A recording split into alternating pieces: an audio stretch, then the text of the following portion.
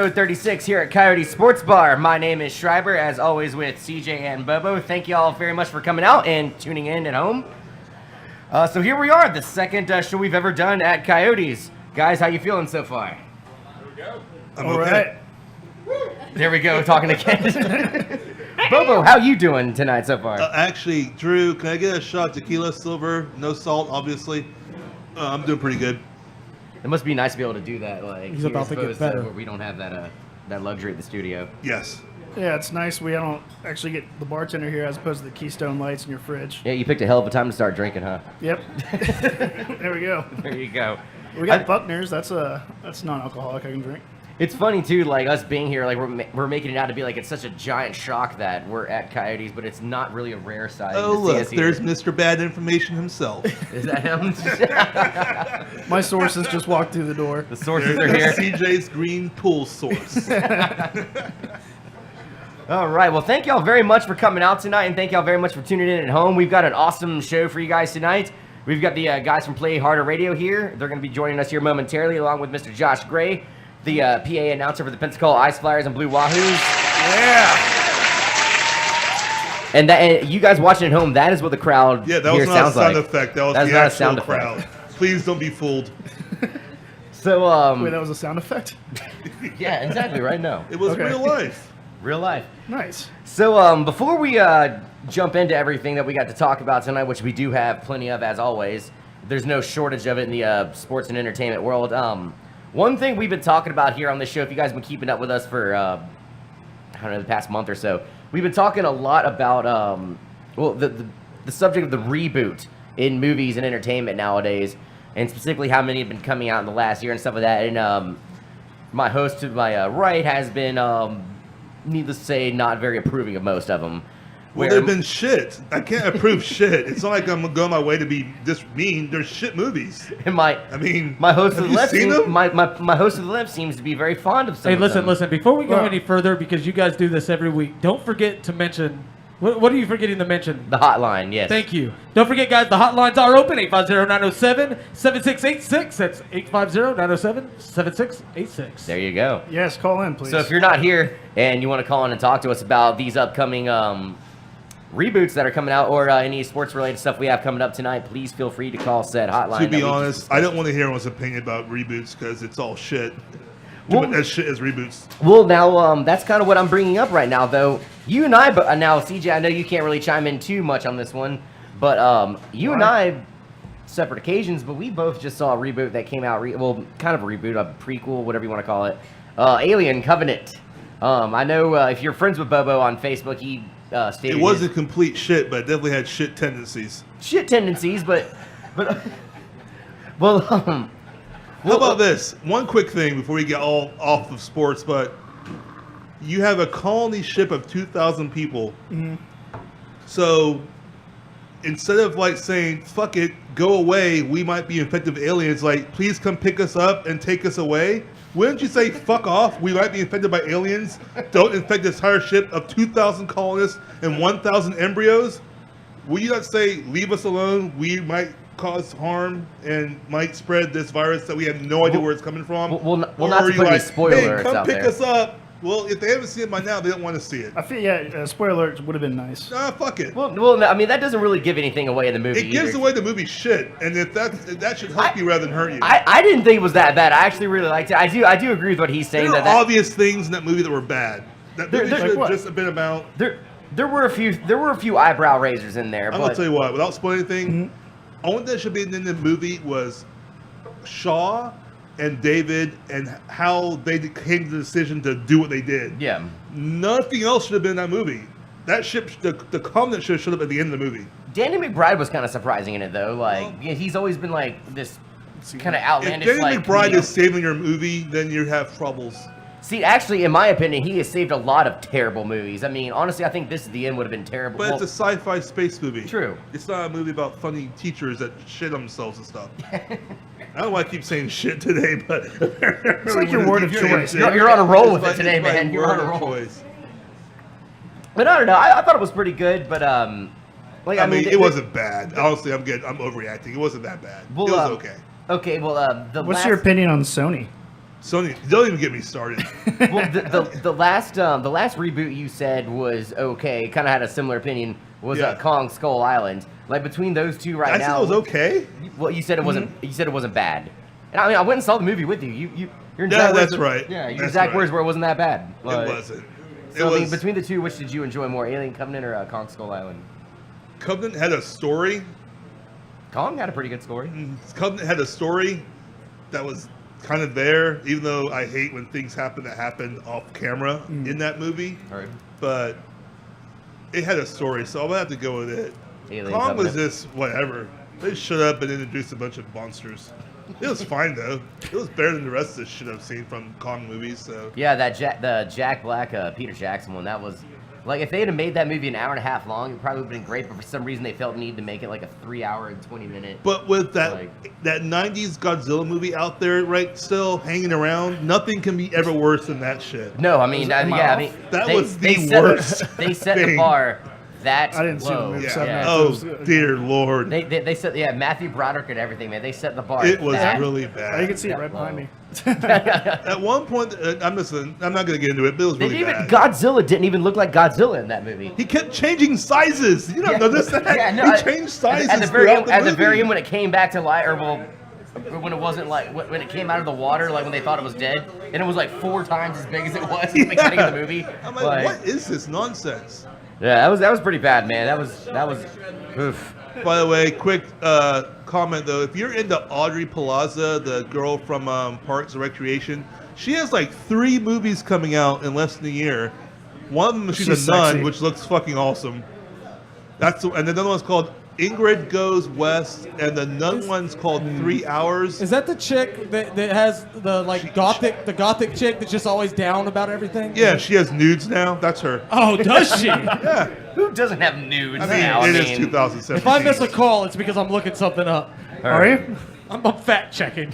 All right, well, Okay. let's segue into sports right quick, and then we can. We're not going to mention the Pirates of the Caribbean coming out this Nah. Monday. That's just trash. I would rather watch the Pirates porn movie 18 times in a row until I'm red raw than watch one more fucking Pirates of the Caribbean movie. I think it looks okay. What are you drunk? No, You've only no, I'm been here for sober. 10 minutes. I'm sober. I think it looks CJ, okay. you like the worst movies. No, I love like Your awesome taste in movies are horrible. No, it's not true at all. I will never see a movie ever again. Lobster- You'll never see a movie Your ever again. taste Hey. is shit. The Room, fantastic. What room? The Room? My The house? Room with Tommy Wiseau. One That of the is greatest a really movies of all bad time. movie. Are you a really being bad serious movie. right now? Yeah, Demonic Toys. That's up there. Demon and Toys was fantastic. I'll give you that one. Dude. Paul Blart, Mall Flop. Stop. 1 and 2. Now you're just trolling. Now we're just No. trolling. Like Now you're I'm just not. trying to be funny. Those are legitimate classics. legitimate classics. Yes, Okay. they're going to be on Turner Classic Movies soon. Speaking of movies, we have movie Talk about giveaway Trump later. classic movies. Yeah, that's part of the raffle that we have going on tonight. Which, by the way, everybody that's in attendance tonight, now that the show started, for every time you buy a drink, make sure you get your raffle ticket. Who's handing out tickets? Anybody that wants to. Drew can't do it. He's too busy. Well, Drew or Ashley, one of the two will be handling Thanks. that for the time being. We actually have some really great giveaways. We giving do. away We a got couple we got bottles. Blue Wahoos tickets. We got tickets to the movie. Well, we got passes to the movies. Please don't see anything shit. Dude, Try not to anyway.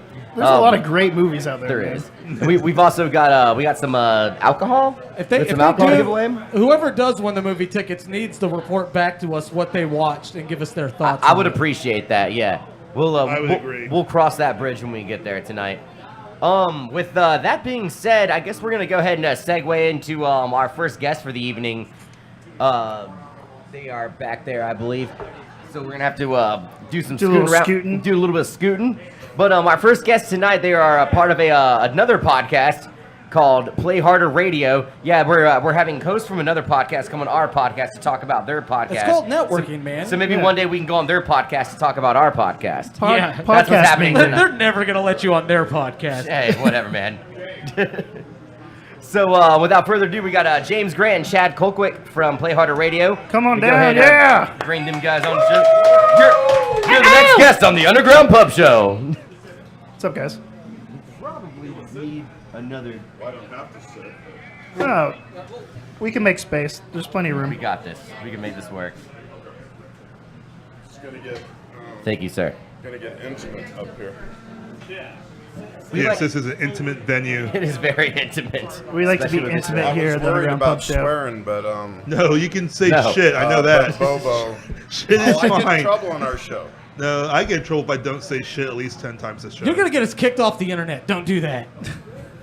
For saying fuck. The first podcast ever kicked off the I internet. think they got bigger fishes to fry, or fish to fry. When we're on our podcast, we actually have a hammer jar, so when he cusses, he has to add $1 to it. No kidding. Oh, nice. I'd be broke. Hey, Kenny. We donated $600 to St. Jude's last week. There we go. That's great. No, dude, I got a new cameraman. You didn't know? Yeah, Just hired him I about just- 15 minutes ago. I just noticed that. That is awesome. He showed Nice. initiative. There we go. Started doing it without asking. It was awesome. That's what He's here to help. He's here to help in more ways than one. All right. Well, Josh, Chad, how you guys doing this evening? Josh? I mean, I'm looking at Josh over here. James, Chad, how you guys doing this Josh evening? seems like he's doing good. Yeah. Tonight, He's got a beer in his hand. So I've already made mistake number 1 tonight. I'm great, Jack. Rick. It's funny, my girlfriend's family actually calls me Jack Black all the time, and it makes me worried that I'm like gaining weight or something. Like, Those sound effects are awesome. Don't encourage him No. with the sound effects. courtesy of the Please PMVN don't. Studios. You heard the guest, all right? You heard him. Oh, he dear likes them. God. So here, Guess is always right. I'll try this one more time. James, Chad, how you guys doing this evening? We're doing good, man. Thanks for having us on. Thank Yeah, you. appreciate you having us out. Hell yeah. So We're a little crew here at Coyotes Sports Bar. Thanks for coming out. yeah, dude, this is awesome. Thank Thanks, you guys guys. so much. So before we get into Play Harder Radio real fast, Chad, I kind of wanted to start talking to you about something. For the longest time, I thought this was a joke, and I mean, apparently at one point in time it was, and I kind of wanted you to share a little bit of light on this. You just took part in opening up a bar called Admiral Good Times, and like I said, for a long time I was convinced it was a joke because apparently it started off as such, but as fate has it, there it is, right there in Pensacola Beach, open for business soon. Can you shed a little bit of light on that? And Yeah, about a year and a half ago, I was involved in a lawsuit. I won't mention the names of the bars involved, just to save a little trouble. The but- Sand Shaker, I can mention it because I don't have any lawsuits against me. And the shotgun bar. And the Shaka Bar. And the Shaka. But Yeah, anywho, don't say it. I was about to say, there goes that. But anywho, just to be fun, I created a bar called Admiral Good Times to kind of dig at Captain Funds in a way. That's a bar that I worked for, wanted to poke a little fun with the trademark infringement deal. So everywhere I would go, I made this bar called Admiral Good Times. So when I would go there, I would check in. It became its own little cult phenomenon. So Yeah. even if I was in Dallas or Nashville, Las Vegas, wherever I went, I would check in at Admiral Good Times. And it was funny at first, but then I started getting like job requests. I'd love to come work for you. Where's this place at? And then Cinco de Mayo, it became a real thing.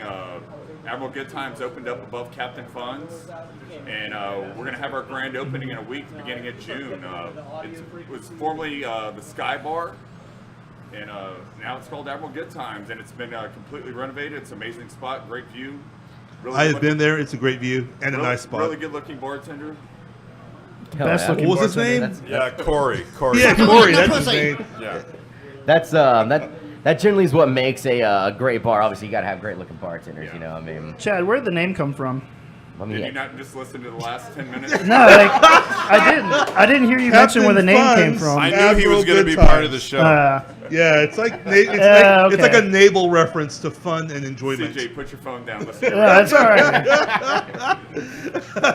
It happens. But yeah, we're up and running. We're ready for more Memorial Weekend. It'll be our last kind of soft weekend. Then we're going to run into the summer and be ready to go. It's going to be. I basically built it for middle-aged locals to have a good time. yeah, that's awesome, man. Oh, Well, Like frat house, I guess. And might I add, I was there before the grand opening, but there is still a plethora of attractive women wearing some of the skimpiest bikinis I have seen in public in a very long time. Like, actually not on the internet. I was like, that's real life. That's a real, very small swimsuit. It was a good day when you were there. It was a good really day. when I you didn't were want to there. leave, but I had to, but I didn't The want rest of the to. days, the weather's been kind of shaky. But yeah, I guess that day it was sunny and everybody was ready to go. It was a good time. hell yeah. Absolutely, that's a part of the name. Admiral Good Yes, Times. exactly. Wait, what was the name again? Sorry. It's all good. All right, so you guys, you're part of a show yourselves, Play Harder Radio. I know y'all do your show Thursday nights. Unlike our show, we other than tonight, we usually do our show in a studio. Spoiler alert! If you guys actually thought we were doing this live all the time, it's in a studio. But you guys do your show usually on location every week, Thursday nights. I know the Break's been one of the locations. I want to say Admiral Good Times was one of them. So first and foremost, like, you know, kind of let us into the world of Play Harder Radio. What brought this show about and whatnot? We last summer I got an offer to work to be on 97.1 The Ticket. Okay. And we were doing a show on Saturday mornings from 7 to 9 a.m. And it turned out that the douchebag was just kind of hosing me for $600 a week to do the show. And so I finally said, you know, fuck that. We can do this on the internet. We can choose our audience. We can target things a lot better. And so I put together a little deal with CBB, Casino Beach Bar, and we started doing it there on Saturday mornings from 9 to 11. Moved it from 9 to 11, helped the audience a little bit better. They decided they didn't want to continue. We decided we wanted to keep doing the show. So Chad and I started doing it at, we did it at Captain Fun's for a couple of weeks. Shaka Bar. We do it at Shaka Bar from time to time. Not the Shaker Bar, the Shaka Bar. Not to get them confused because they're very much alike. And but so, you know, the Break loves us, and Chad's venue is perfect for us. If you haven't seen us, you need to come out to Admiral Good Times tomorrow night and see it, because we're kind of up above everybody, so the interaction with the crowd out there is pretty good. Yeah. I play the devil's advocate pretty good about women's sports and stuff, so that gets people yelling at me and No, nice. What time does swearing it at me. start? 7 p.m. We do 7 to 9. 7 to 9. Okay. Bobo's not even awake yet. No, actually, I'm getting off work at that time, and I actually work kind of out there. What I know our shows are similar in a roundabout way, but I know y'all focus on a few other different things other than just sports. Like, what's kind of the basis of Play Harder Radio? Well, similar to what we do in real life, I don't want to say real life, but James and I are also business consultants, also at Pensacola.com. Yeah. So we're really big in the local business. And so what we try to do is we try and talk sports while also helping promote local business. And they support us, we support them, and we're trying to make it, a group that just helps out everybody and keeps business local. Yeah. I remember the last time we did a show here at Coyotes Sports Bar was it was right after Christmas, and we had you on the show, Chad, and we talked about Pensacola.com and everything, and how the ball was like, it was kind of just starting to get going with around that time. And it's funny, like, since then you know that was kind of your, you know, forgive me if I'm wrong, but kind of your main thing at that time. And now, you know, we got the bar, Play Harder Radio. I understand there's also Fight TV that's coming in too. Yeah, I've got a lot of irons and a lot of fires right now. Fight TV's the end game for me. It's one of my favorite sports. For us having a sports show, I don't know as much about the NFL, Major League Baseball, and NBA as I used to a couple years ago. MMA is kind of taken over for me in boxing. I still keep up with the others, but I'm very excited for that and our other ventures. Yeah, I mean, it's funny, like with our show, it's kind of the opposite. Like I like UFC and MMA. I don't keep up with it as much as I'd like to, like especially with, you know, when football season starts, it kind of becomes a main focus of mine. Same with the NHL season, NBA. I mean, I can't speak for these guys right here, but Yeah, there's definitely people out there that know more about UFC than I do. I used to be all into it, but now I'm more about the big fights. I have my favorite fighters I like to watch whenever they come up, but as far as like stats and all that stuff and wins and losses, I honestly don't know anymore. But I still like to watch it, especially if it's a good fight. I know I'm very aware of like just like anybody else that even remotely turns on ESPN is aware, you know, this Floyd Mayweather Conor McGregor fight. It looks like that's going to happen, it's correct? It's actually going to happen.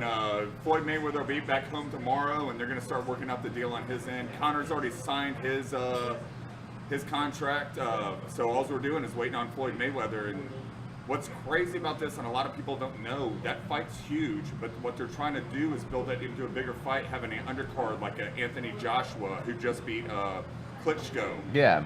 And it's got 3 belts. You have Deontay Wilder with a belt. that matchup's not going to happen. But even if you can get a Anthony Joshua on that card, it will be absolutely historic. Massive. It will be historic.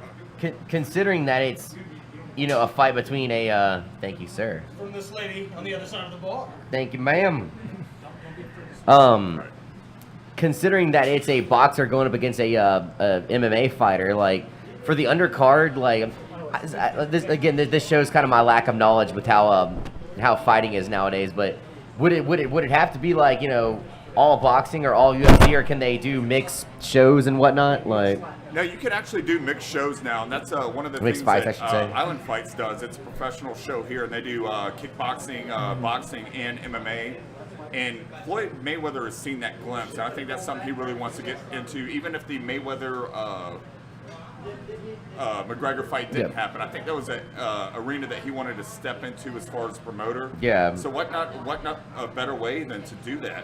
I'm not saying ever put a UFC athlete up against a boxer again, but to have mixed shows, I think would bring more interest to boxing and help promote both, I think. and help promote MMA. now this fight is supposed to be a boxing match, correct? Correct. Yeah. So I mean, there's pretty small chance. Well, I don't know. I mean, It's a tiny chance that Conor McGregor wins that, but he will help give face to a hurting UFC and MMA world right now, Yeah. because there is no superstar outside of McGregor. And he has nothing to lose, really. And he has nothing to lose because he will still have his 2 belts. exactly. And Mayweather will put some more eyes on boxing, which is much needed. It's growing throughout the world, and they're bringing it back in the U.S. It's funny. Boxing is kind of, I mean, I remember when I was a kid growing up when Roy Jones was, going through that undefeated phase. Tyson was still fighting. Boxing was huge. I mean, it was, super expensive fights on pay-per-views. But I mean, it's. It's no secret that it's taken a little bit of a decline, I would say, over the last 10, 15 years. Outside of maybe. America, though, it's actually probably bigger than it's ever been. Yeah, but in locally, Spain it's and- like, meh. But I mean, when Floyd Mayweather and Pacquiao had that fight, it was like the biggest sporting event, Yeah, it was like massive. next to the Super Bowl, maybe even bigger. I mean, It was big, and The buildup was. Yeah, the fight was horrible. What was good is people. It was good and bad for boxing. It was their last hurrah for at least a year because that was a match that everybody wanted to see. So you didn't really know who. People that weren't in the boxing didn't know who Triple G were, Canelo. Yeah. But now you're starting to hear those names, and especially with Deontay Wilder, Anthony Joshua. These are some big names, and they're building them into superstars like they should. So hopefully both sports are on the rise again. I think the sell of UFC really hurt it. yeah. But hopefully maybe this match helps them both out a little bit. I like to think that it will. I mean, it seems like it's headed in the right direction. I mean, like I said, and not a day goes by that I don't turn on SportsCenter or whatever show I watch early in the mornings, and somehow that gets mentioned. There's like, room for those more two, than one like- sport in people's lives. I never understand why people think they can only focus on one sport. I try and enjoy as much as possible. Soccer, football. I mean, I want to pick up boxing again because I do see a lot of things happening. A lot of English boxers are doing really well, which is I wish this would stay up here and not keep falling down. I'm not talking like I'm a hunchback. You have a tired mind. I don't want to talk anymore. I'm done talking.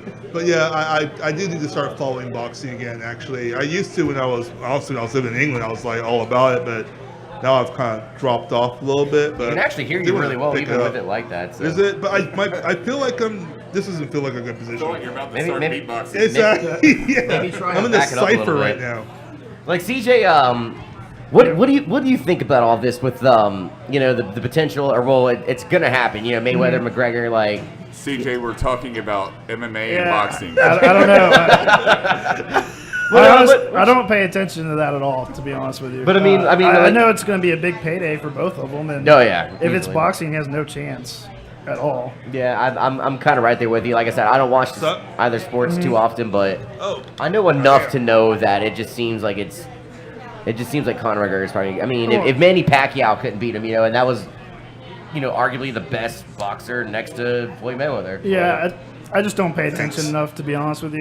The last time I paid attention to boxing, Lennox Lewis was still boxing, so it's been. Lennox Lewis was a god and an Yeah. amazing man. I mean, that's how long ago it's been.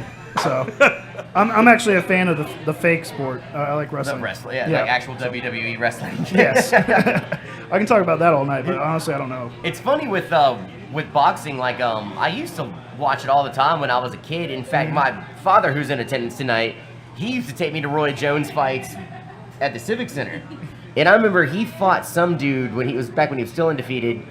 The guy was a New York cop that turned professional boxer or whatever. He's supposed to be really good, and my dad went above and beyond to get these really good tickets for it.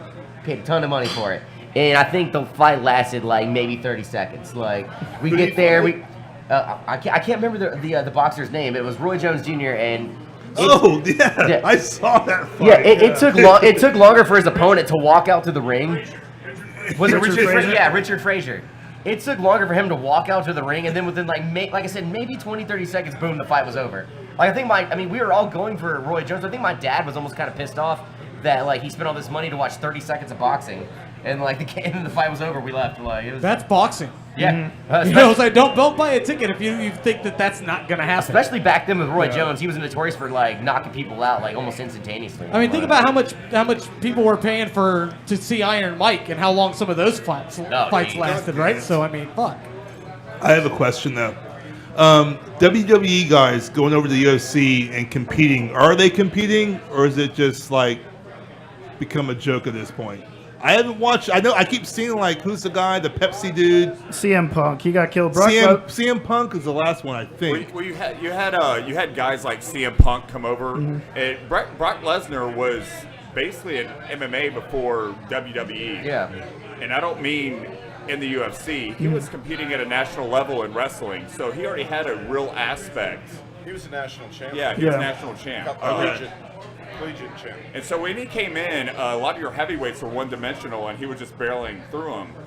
He is kind of the anomaly when it comes to the transition. But the CM Punk deal, it was a deal to build ratings, and it did. But he had only been training for 2 years. You look at some of these guys that have been, like a guy that, one of my great buddies, Chase Sherman's been doing it for 5 years. And he's in the UFC, but he's not even at the pinnacle of the UFC. So you can't just take a guy that has never fought in his life, that's just a good athlete, and make them a UFC, be able to contend in UFC on that level in 2 years. yeah. You can't bring up Chase Sherman without bringing up his nickname, which is probably the best nickname in the UFC right now.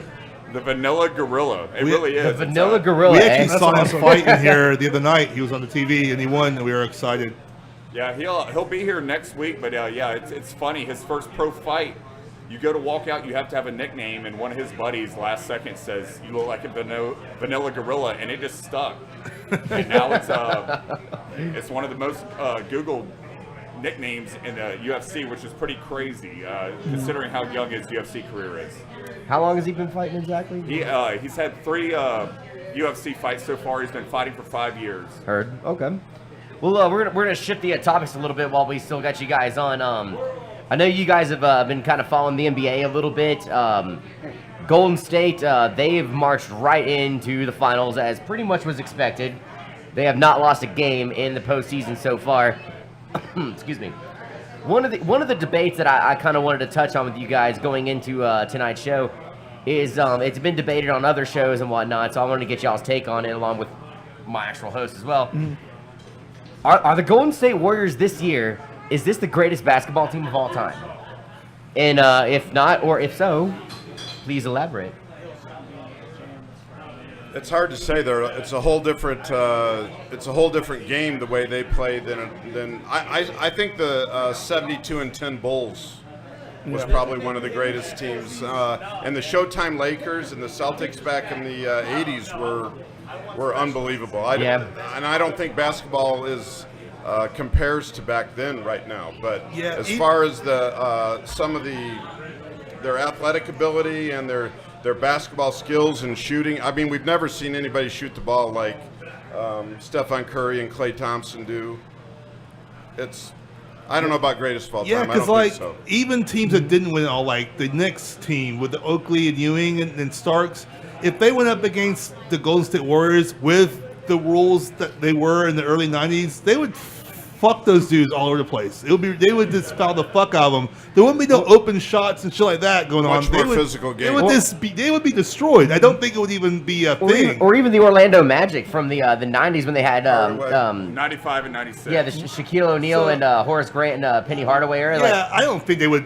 I don't think they could play in that era. I mean, that's like an old man right now. You couldn't play back in those days, but I really don't think they could. I say this all the time that when that team comes up about the Orlando Magic, I think that's the greatest team that ever existed in all of sports that never won a championship. I mean, I cannot stand Stephen A. Smith. I think he should die in a fire. But the one point that I really like that he made, He was on the show last week. I don't want to get on the Michael Jordan versus LeBron deal. Yeah. But the point that he made that I really liked was when you're comparing the two, look at the Hall of Famers that Jordan had to go up against and the teams that really should have won it if he wasn't there. yeah. The New York Knicks. LeBron and LeBron and Curry just don't have to go up against those type of squads with those type of rules.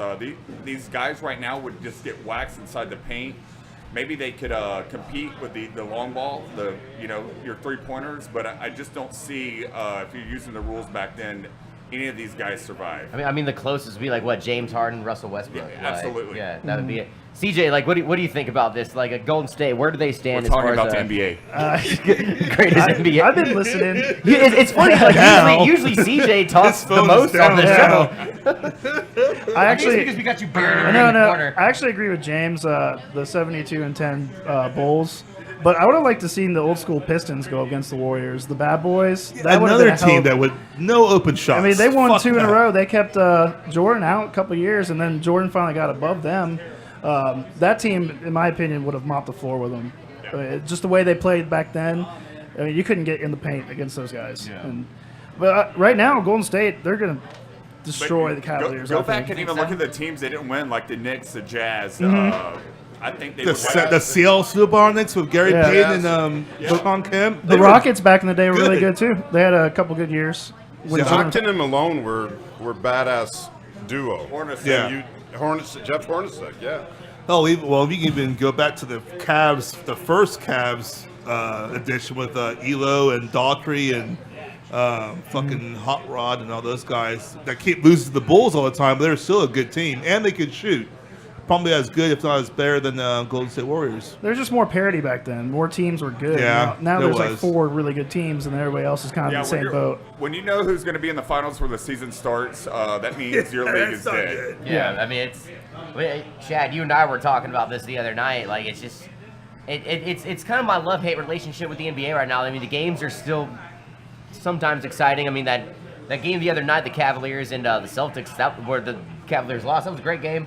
Last night was kind of interesting seeing the Cavaliers come back and stuff like that. But overall, like, I think, I know we're not the only ones. At the beginning of the season, we're like, well, it's probably going to be the Warriors, probably going to be the Cavs, and they're just kind of trading blows right now. I mean, it's like college football, but in basketball right now. Yeah, exactly. Bama. I'm surprised Celtics got one. Except for Bama didn't win last year. They Still lost. boring, still always there, still whatever, still fucking Bama. Anytime we can bash Bama. I was trying to avoid. I'm going to change subjects right quick. Me and Schreiber have a bet for a steak dinner. What's the bet that we have for a steak dinner? If Colin Kaepernick gets signed to a team before Johnny Manziel does, and it looks like I'm going to win No, that. that's not it. It's the AP bet. The Wait, what? AP bet. Adrian bet was- Peterson? Yes, it was about Adrian Peterson. I think I was here for this. It was about him running. It's about his yards before he who was it? I need to make Well, I that- guess we that's gotta for go you back guys. and yes. Yeah, but- Well, but- luckily we record the episode, so we can go back and look it up. Now the one we do have recorded was about Colin Kaepernick getting signed before Johnny Manziel. No, I that's promise not you. it. It's about AP. I promise you. I will buy. It's about AP. I will buy you. Yeah. A, Shit was like, ugh. Yeah, you shouldn't do that. I don't think you should. No, it was about AP because I remember I looked at CJ and CJ was like, "Nah, that's not a good bet for you." I'll put a shot on that, Well, man. never I know mind. you and We'll I had, save that for I know later. you and I had some kind of a wager on Colin Kaepernick getting signed before Johnny Manziel. I don't think that was. If that was, it wasn't even serious. But fair enough. Because I remember you putting a hand out like that, and you said, "I'll buy you a steak dinner." But if, Kaepernick is trying out for the Seahawks right now, so They'll fair get enough. They'll Yes. get him. So I'll win it either way. Who cares?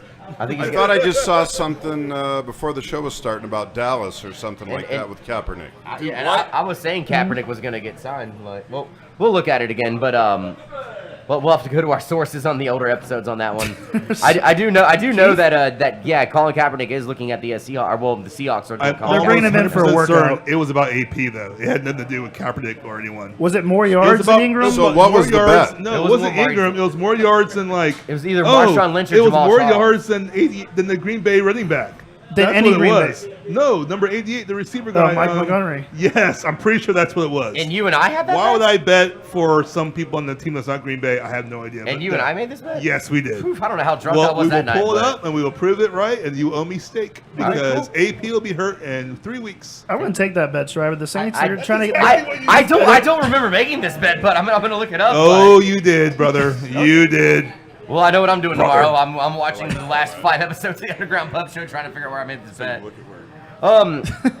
Well, with that being said, we're gonna go ahead and move on to our next guest here in just a minute.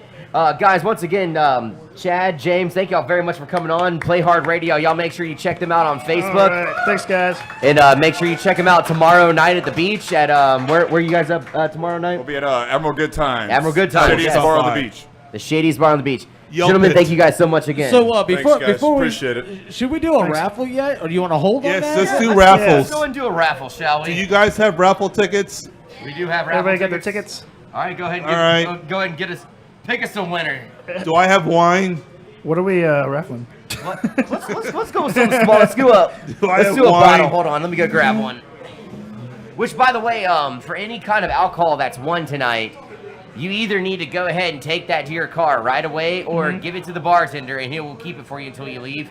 Can't be drinking the winning alcohol behind the bar or whatever. That's not allowed. Yeah, it's illegal. Unless you're a Russian. Unless you're Russian. All right.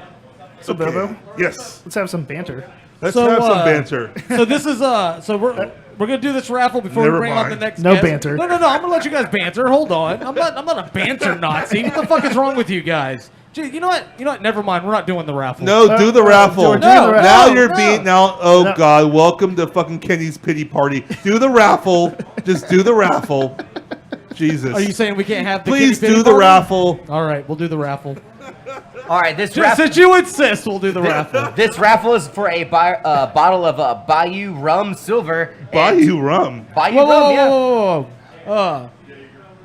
Yes. Do we have enough to do more later? Yes, we have several. Yeah, we got plenty of stuff. So it's we have the Bayou Rum Silver, and we also have 2 free $9.99 meals from O'Charlie's to sweeten the pot on this one. Nice. Two All right. free 99 meals. $9.99 meals. So, Oh, so okay. the winner of the 2 meals for O'Charlie's and Bayou Rum is $6.35. $6.35. 5. 6:35. $6.35. Who's you got really have it? $6.35? 3. As fate would have it, this man has it. Let me see that. Yeah. And you might as well just stay there. Yeah. Welcome I'll to be the damned. show. $6.35, yeah. Alrighty, so the winner of the rum and the 2 free meals from O'Charlie's goes to our next guest, so I guess we'll go ahead and segue right into that one. Yeah, save your tickets, by the way, folks. Save your tickets. We got several more stuff to give away. But I guess as I'm handing this off, y'all go ahead and give it up for our next guest. To our right over here, this is Mr. Josh Gay. He is the home PA announcer of the Pensacola Ice Flyers and the Pensacola Blue Wahoos. So here he is. Welcome. All right. Howdy, gentlemen. And I hate that I can't drink this right now. I know, right? Yeah. It looks. I never even heard of Bayou Rum, but Who says you can't? Yeah, I mean, I'll find you It's a picnic illegal, cup. but yeah. Yeah. It's, Robin did. Robin, can we? You don't have to I tell don't see anybody. her. Robin, I think she left. I'm just trolling. That's an It's open. fine. That's an open cue to drink. If you see me on the curb outside, that's what I'm that. doing. Heard that, man. And plus, you got two free meals in there from O'Charlie's, I bro. love it. $9.99. The $9.99. potato Oh, the soup is $9.99. delish. Oh yeah, the Yeah. rolls. I wouldn't say to die for, but it's delish. No, I won't die for it. People really like our rolls over there, and I've Going never Free Pie really Wednesday. understood it. Like they're rolls. I guess It's they're really butter. good, but. The buffalo chicken sandwich is pretty legit. I don't know if We you still have it. we Is it still we there? actually replaced it with this thing called the Fuck off. It's we replaced it with something called the Nashville chicken sandwich, which in my opinion is a little. It's like I've never fucking been in Nashville. I don't know that I've been to Buffalo, and that chicken sandwich is delicious. this one it's instead of buffalo sauce, it's a Nashville hot sauce. It's the very same shit. It's very similar, just a little bit hotter. A little bit hotter. Hold on. By the way, shit. Yeah. Shit. Shit. Fuck. Are we Get even? it out of the Are way. we good? It's all about a chicken sandwich. But Yes, exactly. Thank Yes. Well, Josh, thank you so much for coming down, man. This is, Thank you guys. I love it. I'm so glad, dude. I know I kind of just randomly got a hold of you on Facebook and just kind of like, explained what this show was very poorly, and you just seemed to be kind of all for it, and I was really, really happy about it, man. So thank you again for coming down here. Well, I love anything that's going to be local sports. Anybody who's going to be talking it. I'm somebody who loves to get on the air. I talk for a living. Yeah. So you guys are giving me an excuse to talk for free, and I like that. Well, actually, you paid me in rum. I like Yeah, that. we That's did, right. kind of, yeah. I bought that literally before I got here today. And Charlie's. So it's like, essentially, that's like I kind of bought that for you. But Oh, thank you. it's your payment for showing up here tonight. You going to take me out later? A What? little I date? mean, Yeah. I mean, maybe, dude. We'll see what happens. You've gotta- seen my last name, right? I Yeah, have. all right. I have. And my girlfriend's right over there, so I mean, I'm sure she'll be fine with it. It's all good. But let's jump into it real quick, man. So you are the home PA announcer for the Pensacola Ice Flyers and the Pensacola Blue Wahoos.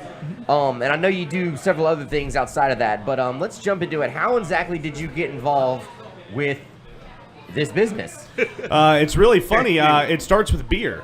Yeah. All good stories start with beer. Yeah, exactly. I was sitting on my couch 2012 around January or so. Okay. And I was having a beer and watching Twitter and some sports probably, and all of a sudden up on Twitter it pops that the Wahoos are having open tryouts for an announcer. How did I miss that? Right, yeah. You have a hell of a voice, man. We Thank need to you get so you there. much. Yeah, because But, John would have beat you out for that. We all know that. Come on now. I like it. Yeah, you've been there. But so they were having open tryouts at the mall. Okay. And so I come up here. I go on the stage. Christian Garmin from Channel 3, the guy Maverick, who was one of the MCs for the Ice Flyers. Now with the Nashville Predators. Yeah, and so they were the judges. They had it American Idol style. No kidding. I go up there. I bet Maverick loved that. I'm sorry, but Oh, yeah, exactly. I gotta ask before you continue: was there a weird Simon Cowell dickhead involved in any of this? They all were. Oh, They- nice. I was gonna say it had to been Maverick. I if would have anything, watched but- that show regularly it if was they were great. all dickheads. So yeah, it was fantastic because I got up on stage, I read this script, and they tore my heart out, man. Christian Garmin told me I was terrible. Maverick told me it just didn't do it for him, and so I was like, Jesus Christ, man! Like, thanks, guys. Well, I'm glad I had a few beers in me, whatever. Right. Well, I walked off stage and they offered me the job. And So after they made fun of you, they gave you the job. and I was like, these two people from the Wahoos offered me the job, and I was like, how's this work? And they're like, oh, those guys were trying out to be PA announcers and MCs, and you did such a good job, they were worried that you were going to take their gig. Oh, nice. Well, fucking A, man. That's crazy. So I don't let Maverick live that down. That Nor should you. it just doesn't do it for me. Thanks, Mav. I've known Maverick for a long time. He actually was a patron over here for a long time, and him and I, we used to play in local bands together. We used to play shows together all the time and stuff like that. And then one fine day there I was sitting at a Wahoos game, and there's some familiar voice I hear and some guy walking along the other team's dugout. And I was like, man, I recognize that. What? You got to be kidding me. And me and CJ, we just always give him hell about it up here. And then one fine day, he just took off to Nashville and works for the Predators, who are having one hell of a season this year. A little bit, you know little what? bit. I mean, Jesus. I always compared Nashville as a little bit bigger Pensacola, Yeah. and I always think that we would react similar to them as a fan base. It's funny that you mentioned that too, because that's how hockey came to Pensacola. Was the Nashville yeah. Nashville ECHL team. They were the moved. Nashville Knights before they moved to Pensacola to become the Pensacola Ice Right, Flyers. and if you've ever spent any time in Nashville, like the way it's laid out, everything, it's very Pensacola-esque, really. And I Yeah. say Pensacola-esque because Pensacola is obviously an older city. But, at the end of the day, when you look at the way the roads are laid out, like the way that, we have Ensley, Ferry Pass, and we have these, like, really solidified, areas of town that have names. Nashville is very much the same, Yeah. and it's very similar. And they're just loving what's going on with those Predators right now. I don't know if you saw the footage recently of them when they won the Western Conference Finals. It looked similar to how New Orleans looked after they beat the Vikings to go They to the had Super Bowl. 20,000 people, 20,000 outside of the arena. Yeah. Didn't have tickets. Hey, you know what? We're just going to show up and cheer on our team outside the arena. Yeah. That's fantastic. I mean, you know what? I was not necessarily a Preds fan before this. You know, hey, I want to see my boy Maverick do well, but I'm telling you, I wasn't a Preds fan, but seeing the way that their fans have reacted and come behind that team, holy shit, if they don't beat the Senators or the Penguins, I hate the Penguins. Yeah, Fucking nobody Sidney does, Crosby. dude. But if they don't win it all, I'm going to be crushed. I will be absolutely crushed. I'm right there with you on that one. It's funny. I mean, Bobo's going to hate this analogy, and we can get into that a little bit later, too, because there's something about that I want to talk to you about. But I've hates always analogies? Oh. Well, he's going to hate this one. But I'm looking at the Nashville Predators right now. Like, if hockey was Star Wars, the Nashville Predators would be like Luke Skywalker right now. Like, they're our last hope. They are. To take They out really the are. Penguins, you know? Like, Well, and I mean, Leia was and you know what? Leia were They both- started there's two of them. off a little whiny, you know. Exactly, You yeah, know, you're like some Jedis do, yeah, but- exactly, yeah, dude. I'm sorry, I'm a huge Star Wars nerd. You hit me where it hurts. Well, no, trust me. We all like Star Wars except for him. He's not a big Star Wars guy. He's a big Star Trek dude. Fuck you. First off, Man, you've been on this show great, dude. That's we're pretty gonna much go been ahead the and tone go- of the show for the if last we're 3 gonna weeks. take a turn right now, then let's take a turn. Oh, I shit. appreciate and acknowledge and accept the first original 3 Star Wars movies that came out. Over. After that, everything went tits up. It's up. Empire Strikes Back, New Hope, and Return of the Jedi. Even Return of the Jedi was kind of cheesy, let's be honest. They were Empire's the fine. best Yeah, one. fuck the Ewoks. Everything after that was tits fucking up. I'm sorry, it was. It's shit. No, they were mediocre movies with terrible dialogue, groundbreaking special effects, Yeah. and hold on, I was at Star Wars Celebration a few weeks That's ago. what I was fixing to bring up. and George Lucas came out and said, "Look, I made those." Apologize to the nation. No, he said he made those movies for 12-year-old kids. And hey, you know what? If yeah. That kind of proves Bobo's point. right, they but no, hold didn't. on, wait. No, but you know what? We are grown men watching fucking sci-fi movies, right? I mean, seriously. So when it comes down to it, how silly is it that we take it that seriously? That it's Star Wars or Alien or any? Well, Alien is a little And then, different, but as a grown man, you watch Star Trek with logic and reasoning behind See, science fiction. I like the Star Trek movies, That's but what- I don't like them as much. I just, for some reason, they've just never done it for me. Like, the TV show is better than the movies. yeah, I'm with you on that. Next Generation's my Hey, favorite. just to remind people, if you guys want to tune in and talk about Star Wars sports or whatever these guys are talking about, or I even will chat shit with, on you if you talk about bad about Star Trek, though. even Shit on you. Even chat with Mr. Josh Gay. The hotlines are open. It's 850-907-7686. Call Real in and make talk, fun of me. Like, but yeah, go ahead. well, I mean, all right. So the fucking new shit that came, the last 3, the prequels, yeah. those things were just fucking horrible. The second one was the worst thing put on film, and I've seen a lot of bad fucking. Are you talking about movies. the Attack of the Clones. Attack of the It Clones, was- yeah. It was fucking Phantom Menace was way worse than Attack of the tragically Clones. horrible. Yes, I No, hated the Phantom Menace. the second- Actually, the No, you know what? chemistry- Attack of the Clones was a chemistry bad between, cartoon. Yeah. Padme and Fuckboy was just so awkward and weird, dude. I love It that was you just called him hard- Fuckboy. It was just hard to deal with.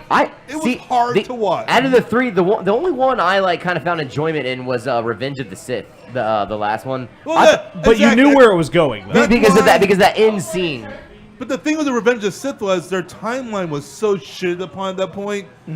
Basically, Obi-Wan just went off and spent 2 years, but aged 20 years I'm gonna in tell a you- valley. All right, so I'm And- gonna tell you, you need to spend some time. Okay. There is a cartoon that I started watching for my kid. Oh, okay, I know Rebels, what you're talking about. There Rebels we go. and the Clone Wars. Yeah, I've seen both that. of those two redeem They- the storylines of the Which is prequels. sad because you can just make a movie to fix all that. I'm or just do with it ya. correctly, but I'm we had to with watch ya. a cartoon, the Cartoon Network, to get sense out of the nonsense that they had created.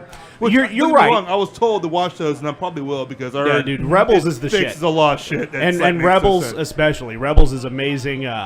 We got to watch the pilot or the first episode of next year, and it's gonna be a hell of a season because they're ending it.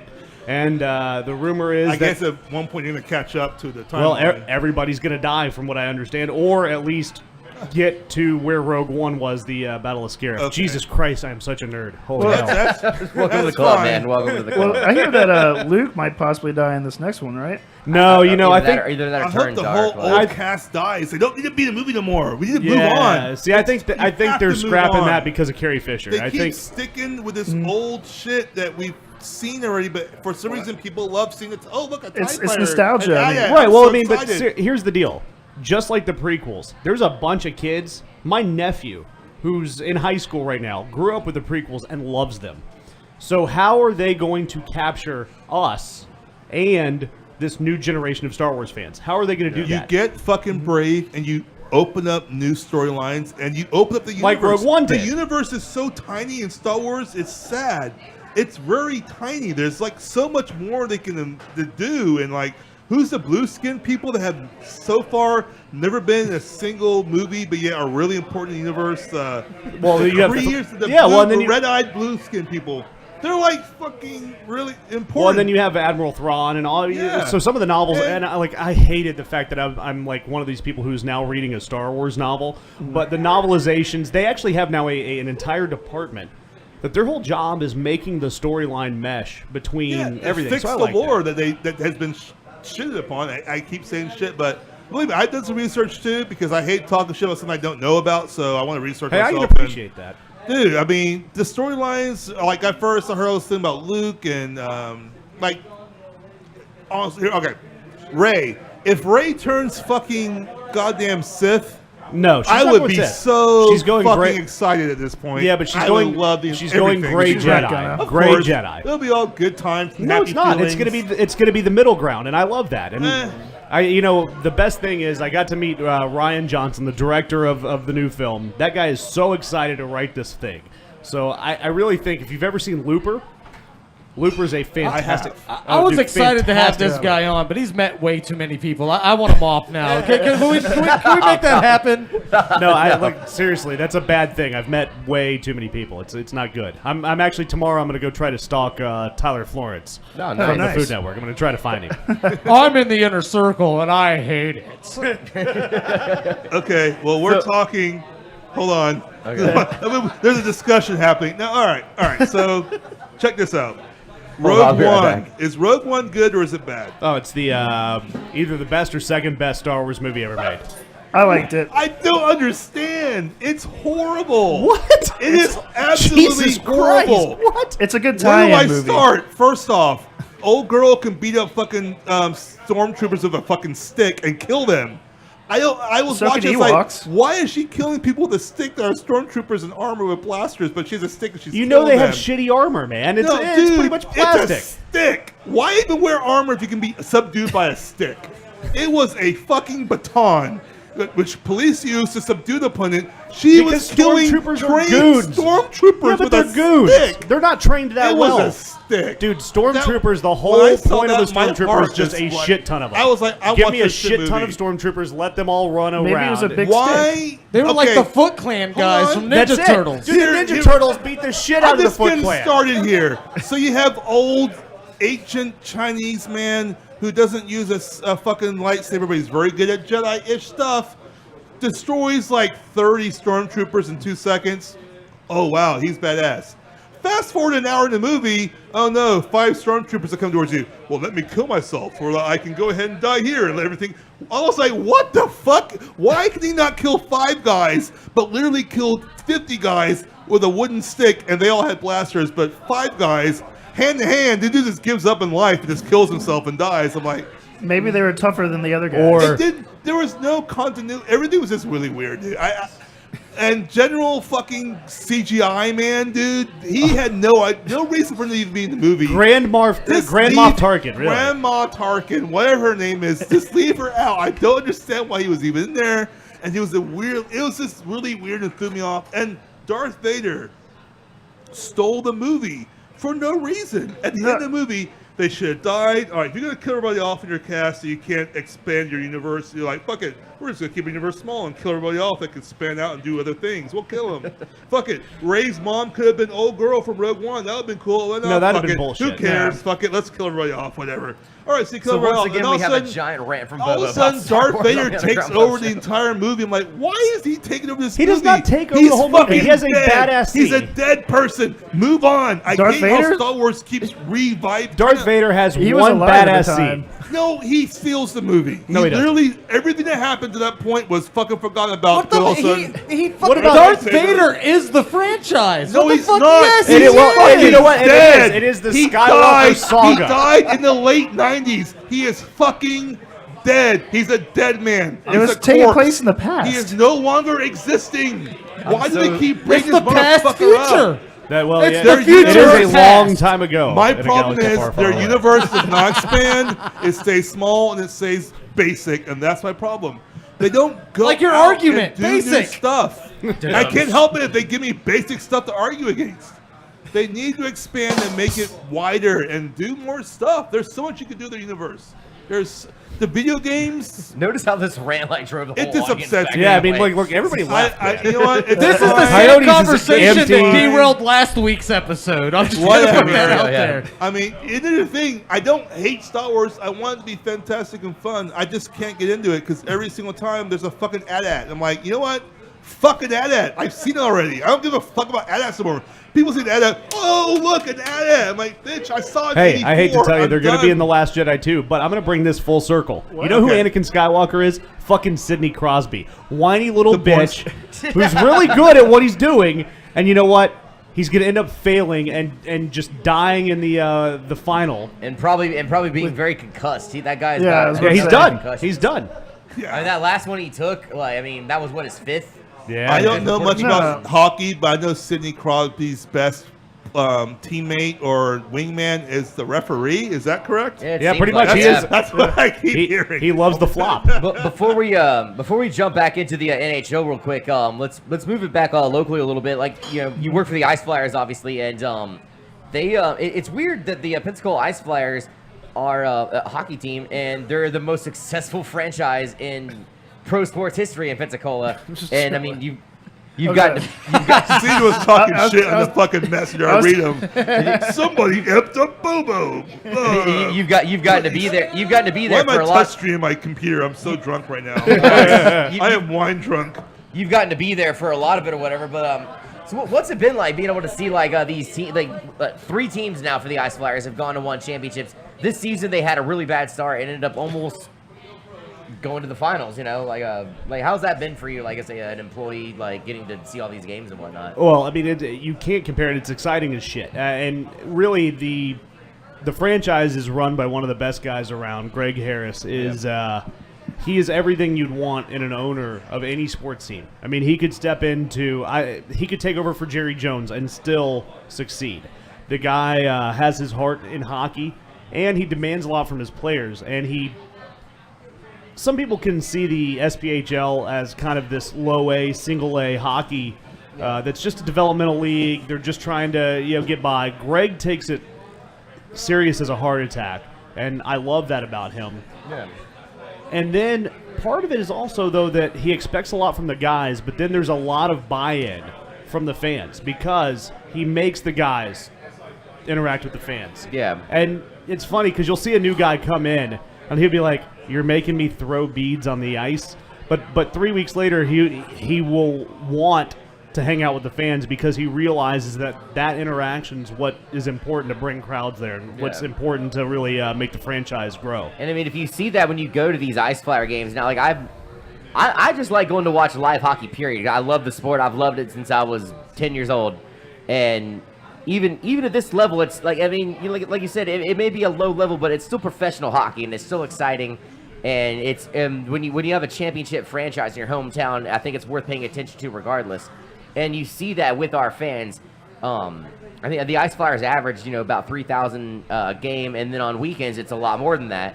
And when the playoffs happen, then it's a whole different story. And you see that the fans, they get excited, they know what they're talking about. I mean, 15 years ago, some of these fans didn't know the difference between a blue line and a clothesline. Right. And nowadays they know hockey, just as good as some people from Ottawa, Canada. Well, and I love the Wahoos. I love working for them. They're a great organization. But one of the things that we preach at the Wahoos is that people aren't necessarily there for the baseball. They're there for the entertainment. They're there to be in downtown Pensacola. I mean, Those hot dogs too, and the sausages. Dude, KM hot dogs, man. I'm telling you, they are the original Fenway Frank. Yeah, a little shout out to the Red Sox there. But Ben got shit on a Dodger dog. Just putting that out there. When are you guys actually going to stop making pitchers hit? Never mind. That's a discussion for a later time. When are you guys going to stop being pussies and allow your pitchers to hit? That's the real Hey, question. why don't we just go back to the NFL that had players that played both ways and couldn't do shit? Iron Man Yeah. football. I'm all for it. Shit. All right, great. Not that pussy shit that the AL does. It would they look give an Iron terrible Man on TV. quarterback. It would I'm an look AL terrible on TV. If the Raiders had Iron Man quarterback, they might Sort of like the further American in the League looks playoffs. shitty on TV. Man, have you seen ratings for baseball? Nesson just announced another digital network. Yeah, all right. I'm not a conformist. I don't follow Hey, the ratings. remember- This has been like the most hostile remember- show we've ever remember- had. I'm here to take on all comers. This is the way I imagine the show, John. Remember when the Raiders lost because of snow and the kicker? Shut your fucking mouth. There's 3 things we don't talk about, and the Tuck Rule's fucking one of them, and you know that, you piece of shit. Jamarcus Tom Russell, Brady- one of who them was too. that? Tom Brady is the motherfucker greatest seen this American shit. ever Who was that ever to live. Tom quarterback you Brady. guys drafted? It was Jamarcus that Russell. does lean I'm right about now to shut in the fucking Mobile. show down. Fuck all of you. Wait. Hey, now Just look. lean in Mobile. Oh my God! Fuck off. That's purple drink. Turning the It's lights purple off, drink. and I'm Yes, taking my shit home. Purple drink. Hey, CJ, what can I argue with you about? I mean, what can I shit on for you? Because I don't know. I'm starting arguments with everybody. He's a CJ's a Saints big fan. He Saints loves fan the and Toronto Saints no Blue matter Jays. what. Yeah, I'm a Blue Jays Oh, fan. Blue Jays. Oh, Oder Yeah. did not get punched. He didn't get sucker. Yeah, he it's didn't all get- Bautista didn't get sucker punched. well, this year. but Jesus. whoever. But what happened? he did bat flip when they were down 5 runs against the Braves the other are day. you talking about the team that throws beer cans at outfielders? Yes. Oh yeah, all right, great. Yeah. Yeah, that's Well, awesome. it's not. At least that's not the Orioles. To be fair, it's not racist banter Yeah. and peanuts. Well, there is but- that. Yeah. There is that. It's like, But fair I enough. thought I the was like- Canucks were supposed to be nice people. Whatever happened to that rumor? what? Yeah, No. whatever happened to that? They all go to Yeah. fucking Blue Jays games. That's what it is. Every mean Canuck goes to a Blue Jays game. That's That's it. because And it's all Jose Bautista. It's his Isn't fault. the Yeah. popular consensus that Canucks are like sweethearts for the most part? Like, Dude, I they're don't know, I mean, wonderful they're people. very eh? polite. They- It could be worse though. We could all be 49ers fans. Hi Joe, how you doing, Joe? Joe, I just Jesus, said 49ers that's fans awful. suck. Hey Joe, yeah, someone 49ers are point fucking at Joe. horrible. right? Joe, yeah, we're pointing that at guy you. is a 49ers. Oh, he's not on camera. You can't see. Boo. Yeah, we're he likes pointing the to nothing. 49ers though. Although I could use another beer if you don't mind. Could we get more beer? That's the one I would ask. Oh, man. This turned into a Right? really hostile show fast. Like That's all me. I'm that's sorry. the I'm just best kind of like show. staying out in the background, just hanging out. That's the best show. By the way, I don't want to like get off subject, we but wanna- the Star Wars franchise had to blow up 3 fucking Death Stars, and that's dumb. Hey, whoa, hold on. What is the God, great? dude. Wait. The Star Death Killer, or what the fuck it was Hey, called. let me ask you a huge question then. Okay. What has been the ultimate weapon in the world right now in real life? Has anybody come up with anything But better you or bigger don't- than the nuke? You don't need one. You can No, make but- a story around like adventure and No, you and know what? fellowship. That's one of the most real things ever because you take the same fucking technology and you just make it better. That's the same Okay. thing we've been doing since You World say War II that. here in the world. But then why are they still flying TIE fighters from the fucking very first to the very last? Why are they still in an X-Wing, a TIE fighter? We went from an F-15 to an F-35 in less than and like we're 8 years. we're still but flying they're B-52s. still- We're but still flying B-52s. Is there only anything because wrong with the it TIE might be fighter? necessary, but we still have B-1s and B-2 stealth bombers. We don't only And they're rely on the expensive as B-52. Come on. Well, if they can afford to buy 3 fucking Death Stars that Then cost no, they can't. more money than we can even contemplate. Don't make me get into they can galactic make a debt. They have Jesus more fucking Christ. Star Thanks Destroyers for than tuning the into fucking the Underground second-hand Pub Show with I'm Bubba sorry. and Josh. I'm sorry. I don't understand how they are not doing their Star Wars show finances. now. It's fucking maddening to me. I'm like, how do you still This fly better TIE end Because fighters the empire and is North. X-Wing? The empire is How North much- Korea. How much wine have you Add had an today? extra wing to your X-wing. Make it a 3-wing. Do something. Why is it still the No, same we've had thing? biplanes and we've had We biplanes in advanced, America, and then but we got. advanced. We advanced. They And so don't have they. advance. No, So have they. These They have a motherfuckers two-seater. still got They have a R2D2 two-seater fucking TIE doing fighter technical now. repairs fucking 20 years later, dude. No, look, R2D2 is not an ancient up, thing no. now. Now they have Like, BB-8. That thing rolls got us around. off it, and then Bobo just brought it right back. Well, that's. I mean, I tried still to understand- bring it back, but refuse to man, you're on my understand. passion. I don't here. I'm understand the sorry. TIE fighter hate. What's wrong with the TIE fighter? Why do you still have even the fucking It seems poorest to work. company in the world that makes airplanes still advance from a fucking single engine MiG to a fucking dual engine something. No, and then Yeah, they I mean, go back to a they single, have and good then they still go to maneuverability. a single engine It looks F-35. modern. It's not the same thing though. Oh, it looks cooler. You know what? The TIE Fighter, the new first If order you TIE drive Fighter a looks TIE cooler. Fighter and your shit keeps getting blown up by an X-wing every fucking day of the week when you go to work, you're gonna ask motherfuckers to give you something new.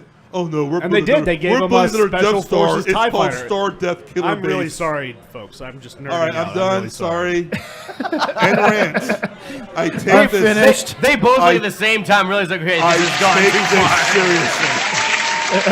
Let's just do this. I will add you on Facebook. You add me. We'll discuss further. We'll it'll continue go this for on years. Facebook. Please do that live on Facebook too, just not on the All right, we're done now. I'm not talking about it anymore. So sports things. So, Josh, I want to bring it back up real fast. Can I have a Hey, I tequila? finally saw the need Wahoos one. win the other day. That was nice. I don't think Dude, we that's got gonna some happen, bats John. all of a sudden, though. We've Yeah. got, I mean, so last year that was the story is the Wahoos had pitching, and Yeah. now all of them are Well, Cincinnati Reds. We still had a perfect game so far this Right, year. Tyler Malley had a Yeah. perfect game. The first one Since in 1970 in the Southern League. yeah, Absolutely. well, I mean, and it's that's incredible. But really, we have a core of three guys who have some pop in their bats. We have Aristides Aquino, who he's got the nickname the Punisher for a reason. Okay. Now, yeah, granted, his average is still a little low, but that guy can crush the ball. Yeah. We have Gabby Guerrero, who is And his family was killed by Italian mobsters. Oh, sorry. I was actually listening to what you were saying. Oh, I thought his name was. I'm sorry. That was a bad Punisher joke. I'm sorry. Yeah. Sorry, what? It was obscure. Go ahead. I like it though. Good, props for that. But he'll be here all week. Try the veal. Right. No, but But I mean, it seems we talked about it on our show actually a few weeks ago, right around when the perfect game happened. The Wahoos are off to a great start this year. It's one of the better starts they've had since they've been a team. It sounds like. I mean, I know last I looked, they were first ranked place, first yeah, overall in tied, the entire yeah, league. yeah. So I mean, and that's something considering that we didn't break Oh, nice. 500 until last year. Yeah. So understanding that it's a developmental league, it's tough to sit there and really expect to win all the time. Yeah. But man, I'm so excited about the young guys we have. I mentioned Gabby What's Guerrero. that? That's Vlad Guerrero's nephew. Yeah. Nice. What And about so- Jagiello, or how do you pronounce Oh, that? Jagailo. Jagailo. He's Notre Dame guy. Yankees top prospect. Got traded to the Reds. We went to the game on Monday. My buddies and I, half of them hadn't even gone before, and unfortunately, I've never actually seen them win until Monday. Oh no, Like every time I went, they never pulled it off, and 4 home runs in that game. dude! Yeah. Jagailo's a And he hit one of them. Like, yeah, he's great. We got Blake Trahan. Yes. And, that's actually a really funny story. Is as an announcer, we kind of ask around, try to figure out how to pronounce somebody's name. I was Yeah. actually gonna ask that later. Yeah, and so it was Trahan for a little bit, and then we were told it was Traha. Yeah. Like Traha. Okay. Well, so I asked the guy, and he's like, "Look, I'm from Louisiana," and it's like, "It's Trahan." But it's not. There's not like you don't really say the N, but you say like Trahan, and I'm like, I got it. But still telling other people how to say Blake Trahan is that's tough. So I just growl it out. And, Do Like, the it's such a great time at the game, though. Like, oh, honestly, dude, like, and that's one of the things that they've really worked on is making it. And it sounds kind of cheesy, but everything we do is based on trying to make it the Wahoos lifestyle, the Wahoos life. yeah. And part of that is just making sure that when people go to a game, they may not know everything about baseball. They may not know anything about Eric Jagailo. They may not know anything about that. Kyle Schwarber that we saw last year from the Cubs. Yeah. They may not know anything about that. Okay. But they're still going to go there. They're going to chase a cockroach around the field. The kids are. Yeah. They're going to have awesome food, and they're going to have fun. Is that the same kid every time? No, it's not. Okay. And we had a new one 3 nights ago, and he got blasted by was gonna 2 say, birds. is Really? it- I've my never God. seen the cockroach Yeah. get Has chased. anyone- I've seen it 3 tripped? times. I've seen it 3 times, and I'm once sure you've been to more games than I yeah, a few. But yeah, like it's an incredible time. Like we've mentioned, I have a kid, and she loves going just because the music and the food and Everything there is awesome. phenomenal. Yeah. Yeah, Yeah, if there's one thing about sports is it's becoming sports entertainment. Just like the way that a lot of these organizations are building not just stadiums, but they're building towns essentially around there because they want to make a complete entertainment, something that the whole family can enjoy, whether they like sports or not. And they hit the nail on the head with that with the Wahoo Stadium. I mean, And Atlanta's got one that's about to open up right now. I mean, honestly, my favorite part's just walking around. Like I have seats, but I end up just walking around. Most of the time. They've brought that same atmosphere to the UWF football games. I mean, everything that's available at Wahoo's games there for the UWF games. And that was tough, man. We had fun though. I mean, and putting a football production in a baseball stadium was a challenge. Well, hopefully, season 2 will be better. I worked the sound and music, which that baseball stadium was not set up to do sound for football. Yeah, but I mean, it's getting there. I went to one game last year for the Argonauts, and it was interesting to say the least. I mean, there's nothing better than getting together 5,000-6,000 drunk football fans in a small little area.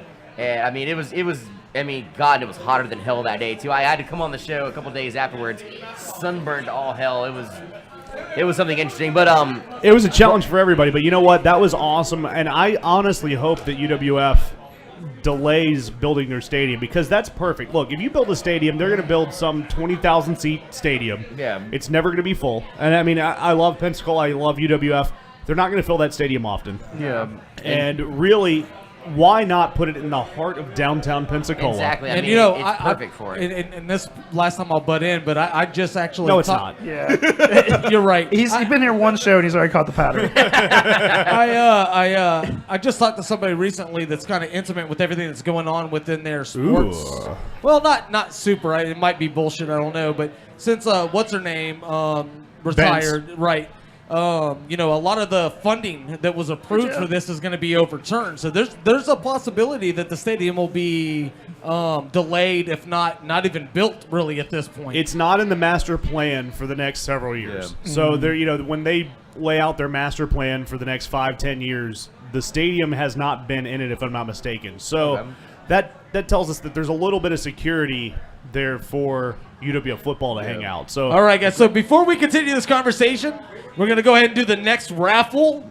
So what do we have for them, Mr. Schreiber? Since we've got Mr. Josh Gay up here, we're going to go ahead and give away two $10 gift cards to the Blue Wahoos. Nice. That's essentially 2 free tickets to the Blue Wahoos to a game of your choice. Or a lot of hot dogs. And Or a lot of hot dogs. Yeah. Nice. It's a great time. They got the funnel fries. Yeah. So let me understand this. So these can be used to purchase tickets. They can be used to purchase food, whatever you want for the Wahoos stadium. experience. Yes. Correct? Yeah, That's toy it. cards. Nice. And Yeah. I'm going to recommend that you actually use these. We have new Hawaiian hats. They are nice. hideous as hell, and we're trying to make those a thing.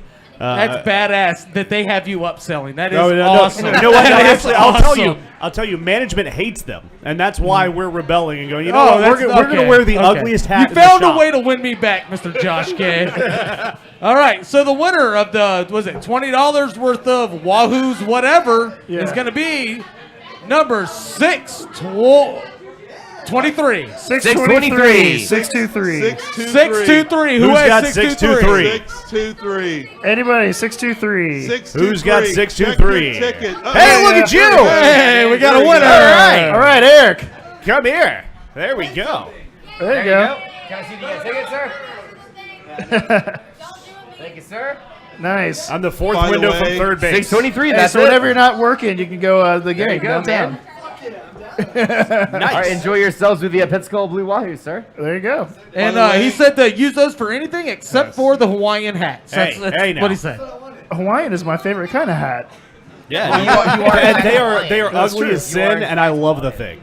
I have to ask a question, though, before we go forward and where we're going. Yes. So I went to my first hockey game, local hockey game. I want to say Ice Pilots, but I know it's Pensacola Flyers. Their spot, if I remember. Okay. Yep. So I went to the game for the first time ever. I work at App River, so they gave me. I did something. I got seats anyway, so I sat up front, right. So you're the reason my email doesn't work. All right, Yeah. guys. The unfunded plugs just continue, So I was don't up they? front. I brought my friend Joe with me, and we're sitting there, and like things are happening. We're all up close. I'm enjoying it, and all of a sudden, these little bags come out, and this woman starts throwing bags at people, and they open these little plastic bags, and there's chicken wings inside. I'm like, what in the fuck is that? And he was like, oh, this never happens before. I've never seen this happen before. This is the first time. I'm like, really? Because she seemed really comfortable throwing the bag out, and they seemed really comfortable grabbing in for a chicken wing. Is that normal? Is that... What's wrong with chicken wings? They happen like 6 times a year. It was weird to me. So with the Ice Flyers, and I'm not going to get local political here, but there are some challenges with the building. Okay. So we have to sell some different sponsorships, and we have to make some different partnerships with the Ice Flyers. Okay. That's one of the reasons, and people will yell at me because I talk every time the puck stops. And most teams, you won't see that. Yeah. Well, one of the partnerships we have is with Buffalo Wild Wings. And one of the things we have to do is we have to do a wing giveaway, and what better way to do it than just throw them out to the fans? That's exactly what I saw. Now I know. I saw a white bag. I'm like, what is going on? I wasn't like, listening. Was that the bag of wing thing you were Yeah, talking about? Oh, no, and the woman pulled it out, and the husband's like, yes. I was like, wait a minute, that's a wing in a bag. And they start eating. I was like, that's strange. It is. And, I'm not going to lie, it's strange, but you know what? I love, and I've learned now since working for the Wahoos and the Ice Flyers to embrace strange.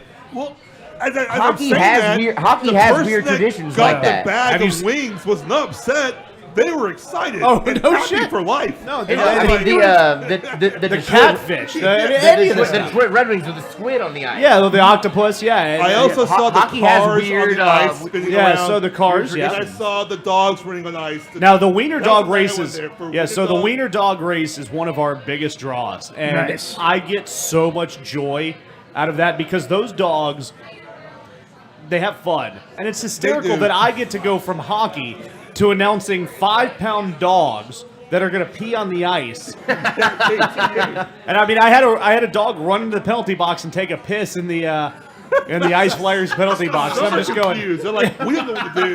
This is cold, and we don't know what's happening. You know what? The fans love it. I think it's the best thing I announce in the year. I mean, I'll do the Pensacola Marathon, the triathlon, whatever. The coolest thing that I announce is Wiener Dogs running across ice.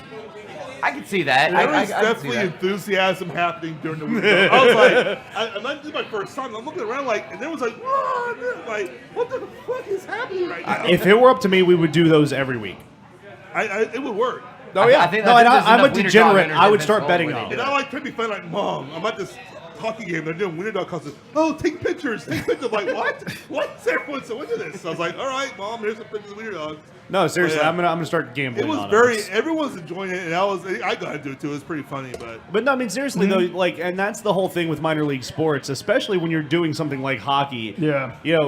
Yes, we have some knowledgeable hockey fans, but we really do have to appeal to family entertainment. One of the things that whenever I have like a free break that they just tell me, hey, we don't have anything, just start talking. I'll ask, hey, stand up if this is your first game. I'm always shocked every time I ask. It's half the stands. Yeah. It's their first time.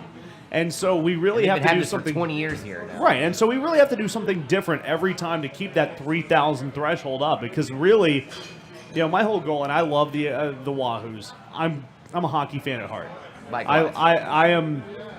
I'm partial to the Ice Flyers. If I'm going to pick one or the other, I'm going to go to a hockey game over a Wahoos game. Likewise, and we really have to work hard to do that and keep that 3,000 fan threshold, which that's cool as hell, man. I mean, the Wahoos average 3,500, 3,200, and so to see the Ice Flyers hockey in Florida, doing well, it's awesome. I think it's a pretty great. Strong fan base. I mentioned that we have challenges with the building. We don't control the concessions. We don't control the scoreboard. I mean, we don't have any control over that. They mess with my sound every night. What? We still make a really good product out there every single night. I had a good time. I wanted to go for the playoffs, but people kept getting the tickets before I could get them. But I tell you what, it's nice. It's a quality team too. Because I went during the end of the season. It was like the last couple of games. And my first time ever, and I was like, it was really fun. I had a good time. Well, and look, even if you're a stalker or whatever, go on my Facebook page. It's pretty easy to find Josh Gay. I mean, whatever. But Well, find me on there. Next season, I get some tickets here and there. Ask me. Hit me up. I will give you guys tickets. I want people, especially if it's your first time to come to a hockey game, I want you there. I want some people. I want to make more fans. How about this? I will hit you up. Yeah. Would you give free Josh, tickets to the next Josh. person that calls into the hotlines? Yes. You got fans over there that I got fans, but I tell you what, next person that calls in with a good question, Good question. they will get 2 tickets to whatever game next year they want. All right, guys, you heard Josh. Next person to call in Call with a in. good question. Now- to now- 850-907. Next, we mean 7686. a person to call Yeah. in. Now, You have to have Josh- a pulse. yeah. No. No wiener dogs. Call. Now, Josh, I do have a question that pertains to our town with professional sports and the Plug civics the for that number matter. at least. I was in the middle of doing that. Are you about to bring up some New Orleans? 907-7686. Y'all, 850-907-7686. Y'all make sure you call the hotline if you're out there 850-907-7686, watching. guys. But it's been known recently that Pensacola is one of 4 6. cities, 6 with the NBA G League team. Yeah, and so that's a little bit of a mystery. Tom Benson, The if New I'm- Orleans Saints owner, Yeah, yeah. so he owns the Saints and the Pelicans. Tom Benson, he used to have a house in Gulf Breeze, if I'm not mistaken. Yeah. Tom Benson basically said, "There's 6 cities I want to put my D League team in: Jackson, Mississippi, Mobile, Pensacola, and there's 3 others in Louisiana." Shreveport, Baton Rouge, and I'm blanking. Exactly. So, yeah, but there's 3 in Louisiana, and there's 3 right here, or 2 right here in the I-10 vicinity corridor. of New Orleans, yeah. And bids, if I'm not mistaken, were due for the beginning of June.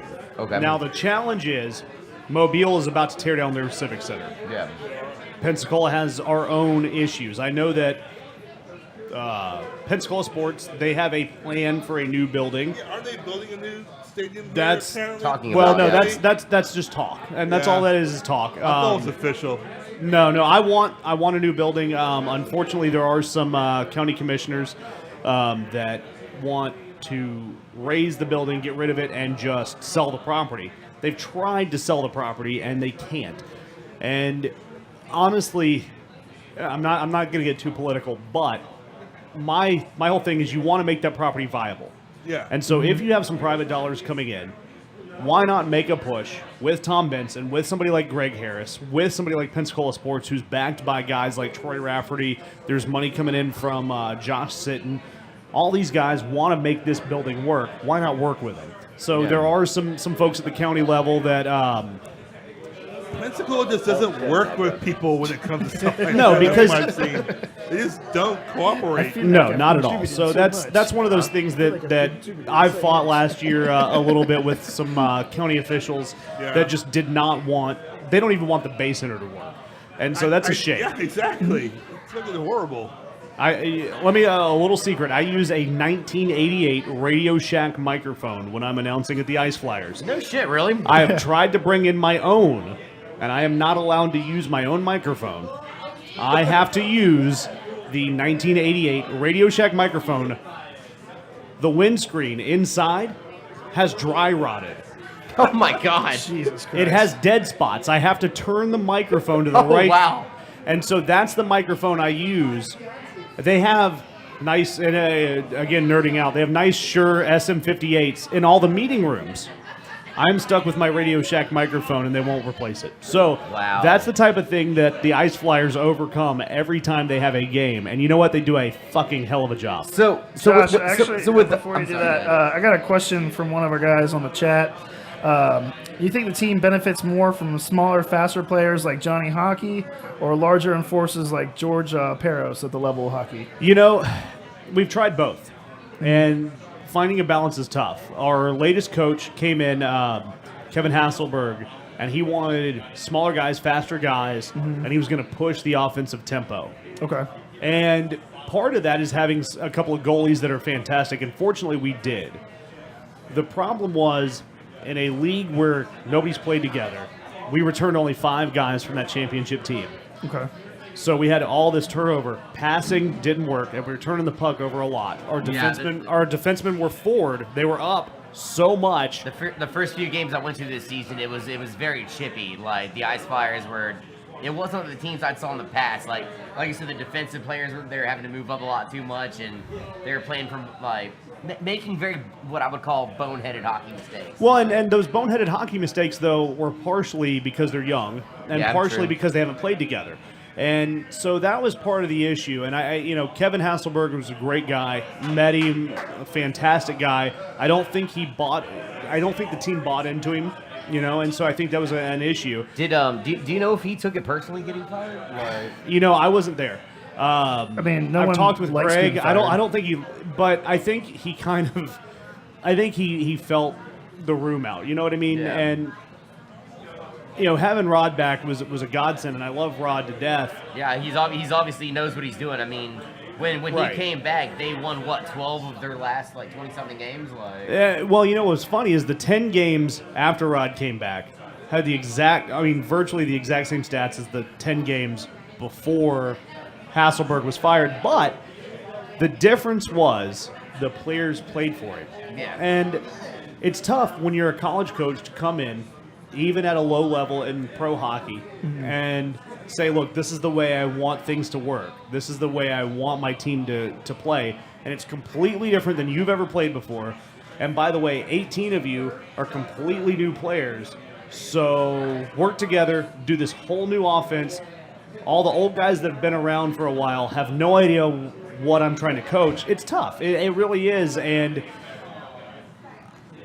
I liked Kevin. I liked having Rod back. But when you're talking about the faster players versus the bigger players, when you have a balanced offense, I like a skill set where you do not have to do the dump and chase, where you don't have to rely on speed. Yeah. I like guys who can get in the zone, in the offensive zone, crisp passing, and then you work to get the defense out of position. That has nothing to do with speed. Passing, and then having I'm a guy... a Tampa Bay Lightning fan, so I know exactly what you're talking about. Like, with the way, like a couple years ago when Tyler Johnson, Steven Stamkos, Nikai Kucherov, when they all kind of came into their own, like, I always thought speed was there, but it was all about the way they set up plays with their passing and whatnot. Well, and special teams are going to work for you 20% of the time, roughly. Yeah.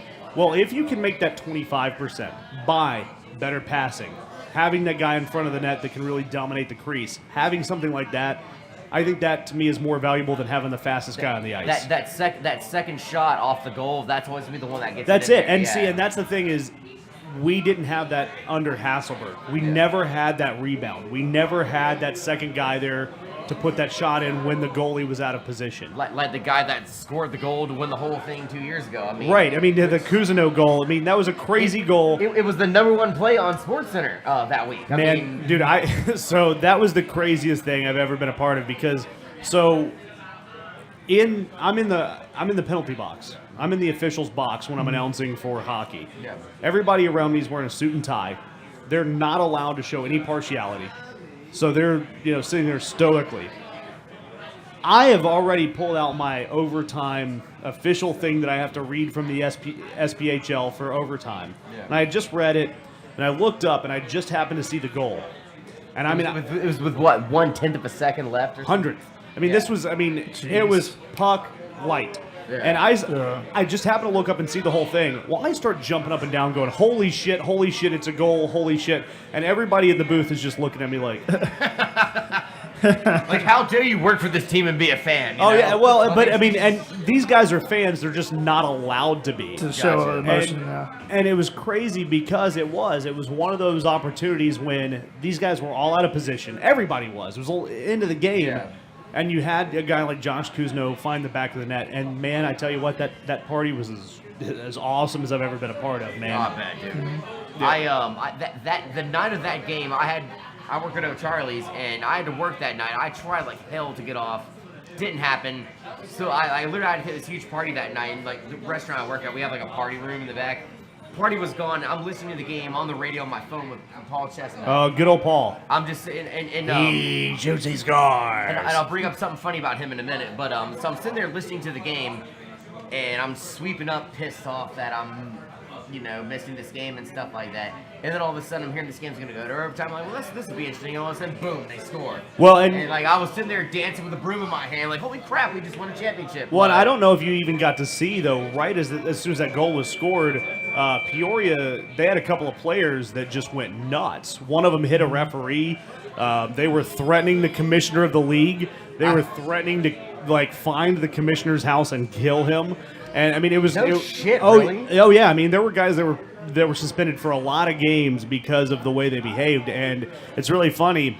I walked out... Exactly. That's crazy. No, I didn't know that at all. Oh, no, seriously. Go back and look at some of the fan videos, man. These guys went nuts. And so after the game, we had kind of a set spot that everybody was going to go to party. And I was kind of waiting for the players because they were going to do their celebration. Then they had to get changed out and all that stuff. Yeah. So I decided to go walk into World of Beer just to kill some time. A couple of the guys I work with were there. And I sit down in my jersey that says PA, Josh. Everybody knows what this jersey is. And in walks in about half of Peoria's team. Oh, God. And so here's the deal. I have zero problems with any player in the SPHL, except for there are a couple of players on Peoria that are just assholes. Yeah. So that bothers me. Oh, we got to do a raffle real quick. Hold on, timeout. I'm gonna name this player that's an asshole as soon as we do a raffle. What do you want to give away? Let's it's up to these guys. Fireball. Yeah, we're gonna do the. We're gonna give away the fireball. I want a shot of that, by the way. Should we do a couple raffles? Let's get some of this stuff on. Well, we'll do Ooh, one we more. have And then fireball. finish Hey, off, by the one more left way, after that. if you're here, 350 fireball shots. Yeah, Right. Everybody. Fireball shots. All day, every day. $1.50 And domestic $1.50 bottles. Yeah. Whoa. $1.50 domestic Hey, balls you right know- now. That's cheap. And I'm just telling you, this right here, $14, and you can buy our love Yes. with fireball shots. That is- I'm just yeah, saying. That is true. Absolutely. It's not that much. $14, and we will love you forever, and maybe even later in the parking lot. Nice. Ta-da. Man, Josh, you've really we all pretty much just met you today, and you've taken into the underground pub show. Hey, man, I love this shit. Yeah, it's Very, quite very enjoyable. well. Very well, dude. You are welcome back on this show anytime Hey, you I want. will be here. Look, again, I get paid to talk. My wife is glad to have me out of the house. By the way, we're not Right. paying him tonight, but you are. Hey, you got a bottle. Us. Hey, you got You a bottle just of don't rum know. from us. Yeah, I worked that out Yes, earlier. he got rum. So Yeah, you that's- got rum. We paid him in that's rum. better I worked than that nothing. out earlier. I guess we did kind of. He won a. That is good. That is going to happen every week, right? It's Yeah. Bayou rum too, which I'm curious to see what that's like. I haven't heard of it in Well, I my mean, you can entire try it life, later, but maybe. it sounds fun. Hey, at it's the- from Louisiana. At the Publix liquor store I was at, they had They have 2 shelves of it. Texas vodka now, so why not Louisiana rum? Yeah, there you go. All right, so this is Let's going to be give 'em for the the fireball. We have a fireball winner. for the fireball. It's Alright, in fireball. my hand. Damn, I wish I would have could. The winner of the fireball. We're gonna sweeten the pot with this, by the way, with a free meal from O'Charlie's on this. Oh shit! Fireball If you and beat a up free meal from handicapped child on O'Charlie's. the cruise ship, you cannot win this. All right, the winner of the fireball and a free meal from O'Charlie's is 625. 625. Whoa. Is it we really- got a is it winner. really Joe? No, Oh, no, Jesus. right here. I'm playing you for money in golf. Dude, he tonight. was. Oh, This guy never was mind. staring at me the whole time like Oh, I yeah, got never this mind. shit. Yes. We're playing He golf knew he was shots winning tonight.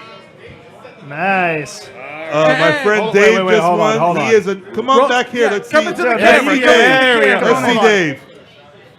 Move a little bit over. Yeah, we gotta move get over. Dave in here. You got this. There he is. There's the winner of the fireball and Okay, he is. O'Charlie's dinner. He is a great golf, video game golf putt player. The putt game and at you mean Not really, Top but flight. he is. The game that real Golden Tee players If you want to play him, Don't you should fuck play with. him. Well, you got to work on your putt game. Who grabbed his ticket? He also a Houston Texans fan. That's correct. Which is Oh, damn, that much man. better than a fucking Saints fan. Let's be honest. Hey, I'm kind of both now, so. I got the ticket right here. And hey, remember, Yeah. if you're like I said, if you win alcohol tonight, make sure you either take that to your car or Pour me a shot. you can't open the bottle. Anything else tonight. to give away? Yes, we do. We got How many things? we've got Lots of things. we got a bottle of tequila, Tequila. and we've got one, and we've got another We have movie tickets. I have movie tickets. or yes. movie gift card. I have crafted beer made by Carson Langley, winner of the last 3 first places at the Dallas craft beer competition. That's awesome. He's bringing up a couple balls Is it on his actually way. here right now? He's bringing it up here right now. It's like Go- the show's been on for like 2 hours now. And, Well, and you get a free people hug work. from me. People work, actually, and he's a Yeah. bartender, so he just got off work. Hey, have we had any calls? Anybody want to call in and talk no to one, this guy? either no one's calling in or he's They're not all doing here a good apparently, job. which is nice. But No. You know, you got to admit, I miss calls all the time. You know what I'm saying? I do. Yes, that's what I'm saying. But I always admit, and sometimes have been offered to call them back. So don't. So- You know. Any calls? Anybody? We're experiencing phone troubles, and nobody gives a fuck. That's he- it. Yeah. The phone is just our not producer working. People Kenny, are by the way, he watching. does this We're for at us. 400 so- views right now, Yeah. so people are watching. 400. They Hey, just- what do you guys normally average? How are we doing? I mean, is Less this than a that. twice, doing- twice as much. We're- Yeah, we're Boom. well above average tonight. for Hey. And sure. it's all because of you, Josh. It is. It's all because of you. Thanks, well, Josh. that hey. and your bad Star Wars opinions. Yes. Bad Star Wars opinions push the envelope around here. Why are they Apparently- I bad have Star Wars garnered a opinions? Star Wars Can we crew. not talk about Star Wars Oh, anymore? there we go. And the beer has Carson. There it the- is. The craft beer has arrived. So let's do And I'm another gonna tell you raffle. something. Hey, Right, really right, quick. Come here, real I quick. live Why this don't we go guy. ahead So and do who's the- this guy? I've tasted his craft beer. No. Can And I we do guarantee- who is this guy? Carson, Carson. Carson, can you discuss your beer right quick? I'm a craft beer I'm fan. gonna tell you right now, this dude's craft beer around these parts is fucking known. Well, so first of all, he's got a Gary's Homebrew Supply shirt Let's come on. over here where I'm He at. hasn't had my Mr. Beerman Stangenbrow, obviously. No, but you know what? Gary's Homebrew is the shiz. Come join us. What is this beer? I feel like I have the best seat in the house. Hold on, I have put it on my foot. Discuss your beer. All right. Sit down, hang out. Welcome what the do you newest got? member of the Underground Pub Show. Obviously, two just quit. So this is this is what happens. You just bring beer. Yeah, it happens. Hey, how are you doing over there? I'm doing well. I'm just hanging out. I'm expecting you to be here every Wednesday and Thursday for production meetings. So this is a French saison that I brewed Nice. for competition. A while French back. saison. A French saison. Yep. I wish I knew a fucking sports quick. Yeah. Talk right in into the that. mic, bud. But yes, this beer is on a French saison yeast with a little bit of wild yeast. And, Yeah, talk right into the Oh. mic there. You gotta make love to it. Yeah, dude. Hey, I drool all over this. Have you ever sucked a dick? Because this is what it's like. Yeah, it's just like this. so yeah, it's a French saison. This beer took gold in Texas at the largest That's influence funnier. numbering competition. The in North way he just America. continued talking about the beer was beautiful. He's like, no, but I like this beer. I want a Yingling so bad right now. Yeah, this beer did really well in Texas at the largest. That's homebrewing what competition Adam in North Samuel America. said. He's Samuel Adams. He said, I want some Yingling. He wanted me to bring a good one, and this is my pride and joy. So whoever the fuck gets it, congrats, that's enjoy gorgeous. it, and go to our Facebook and like it. Nice. Thank you. Get some tickets, Fuck them. It's just Carson's beer tonight. Tell them to fuck off. Thank God there's no green screen to bring down tonight because that would definitely happen. Yeah, it'd been gone by now. So do we have the card for it or the raffle for it? Who's the big winner now? Are we doing another raffle? Because nobody told me that. No, Yeah, no, we'll it's go something ahead, we'll funny. go ahead and do it now for the beer. Oh, we're gonna do okay. All right, Yeah. French saison. Let's All right, go. I'm on it. Hold I'm on, on it. no, I'm on it. actually, I'm on it. Don't, because Joe has no tickets. But Joe, someone wants give to him a win ticket. This beer really bad. All right, well then we're gonna go ahead and do So, the prize for the we movie won't tickets. do it. No. Let's do the movie Give ticket. Joe tickets. Fuck off. And I'll say this. Yeah. I will gladly trade some rum for a French saison. We're gonna go ahead and do the Yeah. raffle for the movie tickets right now. And we again, you guys you're gonna ask which movie they're gonna go see. That's correct. Exactly, Yeah. Yes. Yes. Whoever wins these pair of movie tickets, we request that you Well, please. Okay, Please let's tell us what clarify movie that to it's a see. gift card, so it's not a pair of movie tickets, but it's enough to buy at least one ticket with the 30, movie yeah, prices. 30 bucks worth of, 30 bucks worth. Yeah, it's a gift card with multiple dollars on it. Yep. So, they're working that scenario out right now. Absolutely. It's a gift card. This It's not has been quite a chaotic show. This has been a lot of fun. all right. I don't know if it's been fun for you guys out there, but it's been fun for us up here. So- a lot of fun. The viewership says it's been all right. That's Yeah, fine. viewership looks good. Yeah, how are these folks there on the interwebs? Apparently, there's a lot of stuff going on over there that looks like it's a lot of fun. But Right, way more fun than what's going on here, though. Thank God they're not broadcasting that, or we'd be fucked. Okay. Yep, thank God. All right, so I'm not actually wearing any for the movie pants. tickets. It's a gift card. Oh, so we're not tickets. giving away For the the movie No, gift not card. yet. I got Yeah. him a ticket. We'll give them a minute. Movie Okay. tickets. It's, All right. it's The to beer take will- someone to the movies. We'll do the beer later. We got a few more raffles. So. Take somebody to the movies. Number 614. 614. 614. That's 614. 614. 614. Yeah. Do we have one? Maybe it's 614. there's a, that happens. 614. It got really All right. quiet, so now they're all checking their tickets. now. Well, go let's key while you let's discover. pull another ticket then if 614 is not here. Ooh. She left. Damn. Okay. That's a badass bartender. He intimately knew everybody's ticket number. It's pretty badass. Oh, she left already. My man Well, Drew Drew's on the job. He multi-talented. knows my blood type, too. All right, well then I guess we move on to another number. Oh, then, positive, right? If they've already left. I'm positive. Absolutely. Positively Hey. positive. There you go. No, gentlemen, first So- of all, thank you guys for having me here. Thanks for Josh, coming on, thank you man. so No, much, dude, man. I like This has been anytime, like seriously, I'd love to come been up. great. I actually like having someone that watches baseball come on the show. Oh Like, yeah, I- so I- that's I'm Yeah. a huge baseball fan. I don't Yeah. get to watch as much as I would love to. My wife's a huge Rangers fan. I'm a Okay. huge Red Sox fan. We had it out. We actually punched each other a few times before I came up here. I mean, last 2 days, like Sale had another game, Oh my 8 god! straight with 10 plus Ks. Yeah, dude, yeah, And, it's uh, incredible. And the Red Sox, and this is what I love about being a Red Sox fan. If you jump online, if you look at any of the Boston sports papers or any of the online forums, these guys are ready to fire John Farrell. Yeah. They're ready to Yeah. trade away every player known to man. And that's what I love about it. These people bleed baseball. You know what I Absolutely. love about Boston, honestly? The racism. The Dropkick Murphys. Oh, no, That's hey, my no. favorite Dropkick part I am, of Great Boston. band. Great- I am great punk teaching band. my daughter. I love the way that Tessie. I love the I way wa- that even though he's not the lead singer, their front man looks like a lesbian. That's just like my favorite part. Dropkick Murphys So do I. aside, I will say that one of the best series I've ever seen was the Yankees and Red Sox in 04. I've Oh, got a- dude. All right, Well, so- As so a baseball fan, that was just I incredible. didn't know what to do. So, like, this is the funniest thing. I was living in Tallahassee. Oh, wait, hold on. We have a winner. I'll tell that Yeah. story. But what's Yeah. the ticket? No, give me. Yeah, we gotta have a winner. 612. 612. 612. I wonder if that person had that one too. Oh, we got one. All right, This all right. dude again?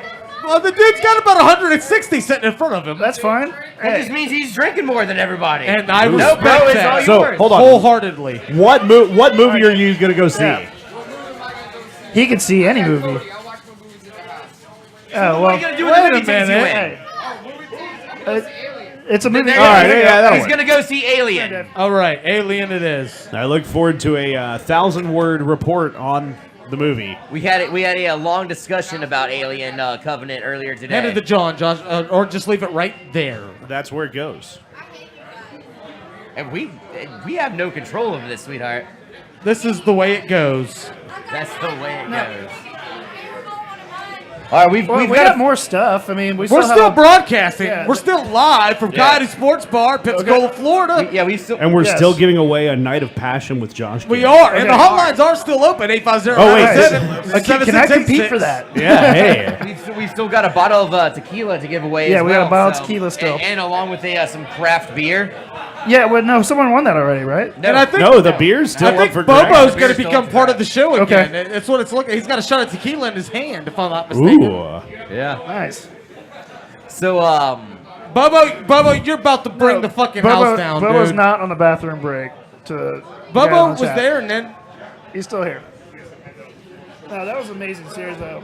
Like, my best friend, he's a big Red Sox fan. So, we watched yeah, that. well, it's really funny because we had just come off as a Red Sox we fan. got Chad Colquitt making his way back. Whoa. Wanna come back on? We just have people coming, hanging out. Here you go. It's kind of what we do. At this point in the time, yeah, the show's kind of welcome, that way Mr. now. Colquitt, back to the show. Play Harder Our Radio. two guests are back on now. Yeah, we're actually going to take over the show. You're fired. CJ, Yeah. you're close to it. Man. I'm joking. I've just been chilling all night. It's going to be like every other podcast I've ever produced. Less is more, apparently. What's up, Chad? How you doing tonight? What's going on, guys? Pretty good show so far. Good crowd. Yeah, it's looking good now, man. Absolutely. Oh yeah, Chad, pleasure. Nice to meet you. I like the wink. It's a good thing. Fucking love this guy. I'm sorry. I'm just salty as shit right now. That's my favorite part. Our shows never go on this long, too, so we're just kind of at like a This is like standstill. 3 We're shows. No, for we're at a us. Yeah, I know, standstill. right? I thought it went 2 hours, right? A 2-hour show. Tonight we plan on 2 hours. Yeah, It's usually normally we go an hour. long show. But Yeah, this is 2 hours ish. Really good with really good guests. Oh, I like both guests. I like this. Really good looking guests. Yeah, I know, dude. I'm Yeah. handsome as shit. The guests have made the show tonight. easily, without Absolutely. a doubt. That could go for any show. And Well, I'm working on my new bar, Private Mediocrity.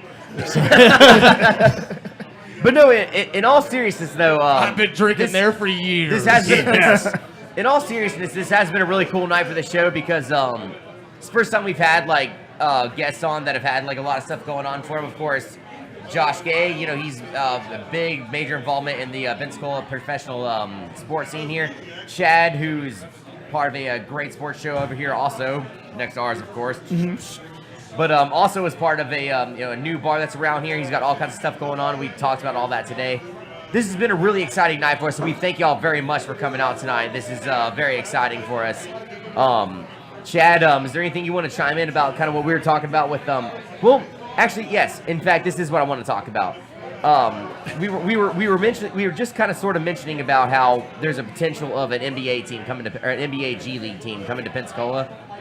The Gatorade League. Gatorade League is going to be referred to now instead of the Development League, which I guess just sounds better.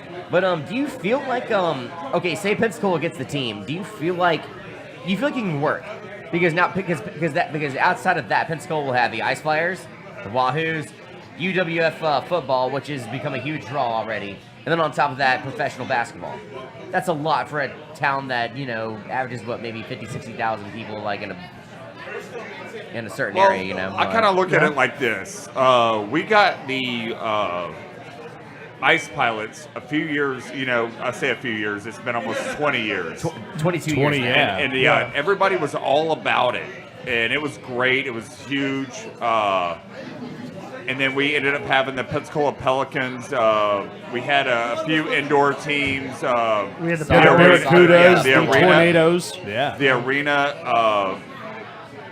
Wasn't it the Barracudas? Football, Yeah, it was the basketball. Yeah. It just you have to be very careful because you're going to look at something like a team or a town like Miami or a town like LA where you can just have too much. Yeah. And it gets you don't want to spread the wealth. You don't want to thin your teams out or your economy out. I think we're doing really good. What's going on with the Wahoos and obviously the Ice Flyers. I would love for a developmental NBA team to come here. I don't know that we can support it right now. But I'm thinking the same thing. Our town is growing, and we're selling out the Wahoos games. We're selling out the Ice Flyers games. They're doing respectable numbers for hockey in Florida. You also have to realize how thick our high school sports are here. Yeah, And it's huge. people, it takes outside of money, it takes time. So to take this much time out of people's lives to support all these teams, it's really hard to do. For a basketball team to make it here, and they have tried before back in the late 80s. I don't think it's the right time right now. I think we're due maybe in 5 years. Once we've stabilized our infrastructure and everything's good to go. But right now, I'd like to focus on our Ice Flyers, our Wahoos, and our especially while they're hot right now, and our surrounding high school athletics. I mean, you look at the Tate baseball team that's about to make it to the state finals. Yeah, Stuff good like point. that. Good point. Catholics Very in good the Final Four coming up Friday. Catholics in the Final Four, so stuff like that. And man, that was the UWF football team. I mean, last year was their first year, and it wasn't necessarily a bad year. I know they didn't make the postseason, but They were 6 No, and but you 5. know what? They had a player drafted in the NFL draft. Yeah, that A is UWF true. player was drafted, and that, I mean, first year college, the equivalent of what, D2, now it's FCS, but, I mean, that's crazy. I mean, look at the way that they I mean, granted, it was some of the lower teams. But we're talking about a first-year team, and there's some of those games that we dominated in almost unsportsmanlike fashion. Like it was no. I mean, there was wasn't there like a 40-something-0 No, game? Yeah, there's several of them actually. Yeah, But the it was a game very over against respectful Shorter start. University, they beat them, and the Argonauts even turned the ball over 5 times in the first half and still won by double-digit numbers. As much as USA, just as an example of a team that's USA is a team on the rise in college football, period. Right, Like, but they're very young. I mean, that's still a new as team. a program. Right, exactly. And my point beat, is, like, Auburn, even right? they weren't Tight putting end up win those the kind of first numbers round. right out the Yeah. beginning. So if we could maintain this momentum, and I'm going to tell you right now, Pensacola in general, we're such a breeding ground for athletes and just talent in general, and we get behind our players and our athletes like no other fucking city on this planet. And I'm going to tell you right now, that alone gives UWF the opportunity to grow well beyond what anybody's even expecting right now. And I'm gonna be on the ground zero floor for that, man. It's awesome. I fucking And can't you know wait what? for it. I'm gonna say 2 points here. Number one, you're absolutely right about how we get behind our athletes, and I've had the pleasure of either meeting or even playing sports with. Josh Sitton was on my football team at Catholic. Yeah. Roman Reigns Joe. was Joe Anawai. Yeah. I mean, we went back and forth. He was a defensive lineman. I was an offensive lineman. The Usos. Yep. We really do have a Addison, you got a little bit Yeah. newer, but you got to bring up Addison. Oh, I was and thinking, then- Jesus, yeah. That's the first time I've Then, ever used the Pensacola guy for Donaldson. beat the streak. Yeah. Yeah, we got And Don- Josh Donaldson Josh from Donaldson, Pace. yeah. And, so we really are a hotbed. Doug Baldwin, Alfred Oh, Morris. geez, yeah. Baldwin as well. I mean, everybody. But going back to what you were saying about not being able to support it, number one, I'll say this. There is a low bar with D-League or now G-League teams. If you look at the crowds that the D-League is playing in front of, they're 200-300 people crowd. They are not in existence to draw people. They're in existence to develop players. 100%. And so having somebody like Tom Benson with some money behind it, I don't think the pressure would be there to have a 3,000 attendance per game. Now that said, I wouldn't want to see a arena with 200 people in it watching a basketball game. Now that also though goes back to back in the day. This is an analogy my dad uses, and Jesus Christ, that's going to kill me that I'm using a dad analogy. But McGuire's, when McGuire's moved into their current location, there was nothing there. Yeah. Damon's and Outback. I don't know if anybody remembers hanging out at Damon's. Fire station. Yeah. Those two places moved in. They said, you know what, McGuire's is dead. McGuire's is not going to survive. You have these two big restaurants coming in. You know what happened? McGuire's did even better. Outback did even better. And Damon's did okay. But it's the same thing with like Car City. You have all these car dealerships in the same spot. You know what's happening? They're all thriving. I think that bringing more sports, more attention to sports in Pensacola, I think that's a good thing. Now, can you grow too big too quick? Yes. Do I think that we would do that by adding a low-level D-League team? Not at all. I think having more options. I mean, any excuse to drink. I mean, Well, Pensacola's and a drinking town. We are. Yeah. And here's the other thing that I'm thinking outside of just basketball. We have Quint Studer, and we have Quint Studer, and we have Quint Studer. I work for Quint, but we now need. there is Chip Bowes down here, like. But I mean, what I'm saying running though the is, camps and whatnot. Like but- I actually went to his camps when I was a kid. but what I'm saying though is somebody with the money to develop in Pensacola. True. Okay. If you fair enough. bring a Tom Benson into Pensacola, now all of a sudden you have somebody else to play off of what Quint's trying to do. You have somebody else who's going to be interested in other properties. You have somebody who's going to try to actually properly develop the community maritime park area that was supposed to have college campus. They were supposed to have a museum. They were supposed to have the YMCA. And it's still just a baseball field. If you have somebody with Tom Benson's money, it's going to draw other wealth to the area. And I think anything that we could do to draw his interest back to Pensacola couldn't hurt us, especially outside of a basketball. I believe honestly there's a good chance too. I mean, I know. Shreveport and Baton Rouge are kind of obvious two sexy choices for a development team for the New Orleans Pelicans. Now, granted, I don't think Baton Rouge is ultimately going to get it. There's No, so they're much not. going in You there. know, already. if Well, I think but if Baton Rouge there's- has too much If competition. there's one bad thing you could say about this town, honestly, is just how horrible they've been at real estate deals and how.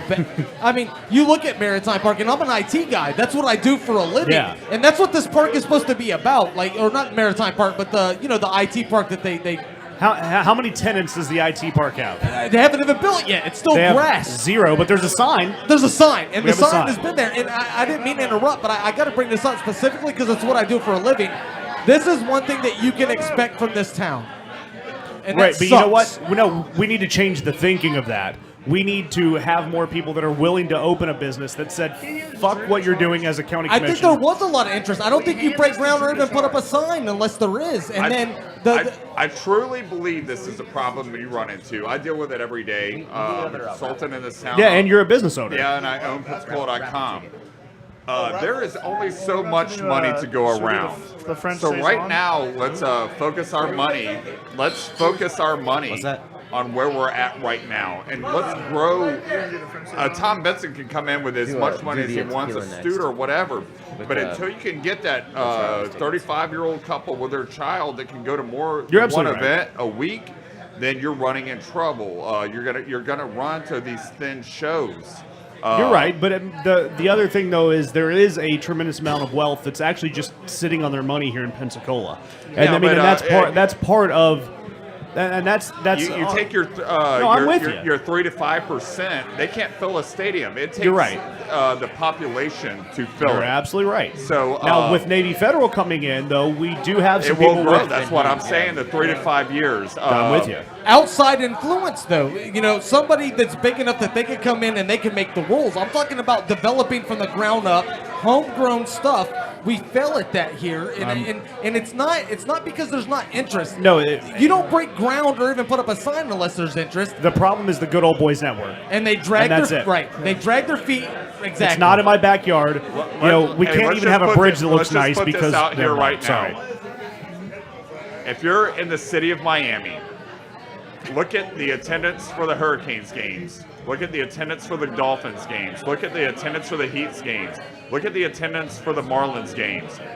It's so thinned out, and that town has a ton of wealth. Let's focus on our great assets right now and You're then absolutely move, right. move towards the future. No, I'm with you It's there. it's actually worth mentioning that when LeBron James was playing over with the Miami Heat, they were having an issue with keeping fans in the stadium.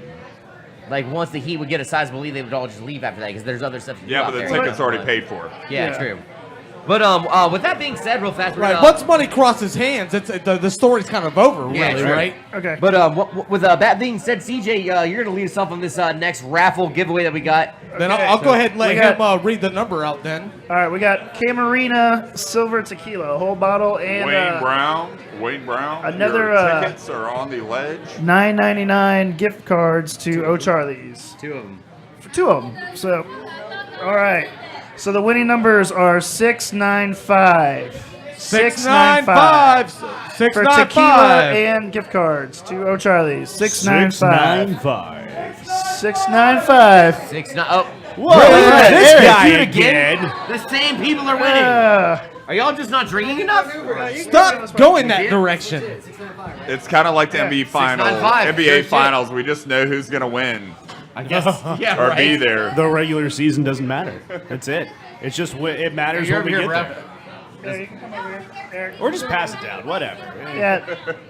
I just don't want to break this shit. Here you go. We got one more raffle we're gonna give away here in just a minute. We got The French saison. yes, French locally saison. brewed craft beer along with two more Charlie's gift certificates. And there's your tequila, my man.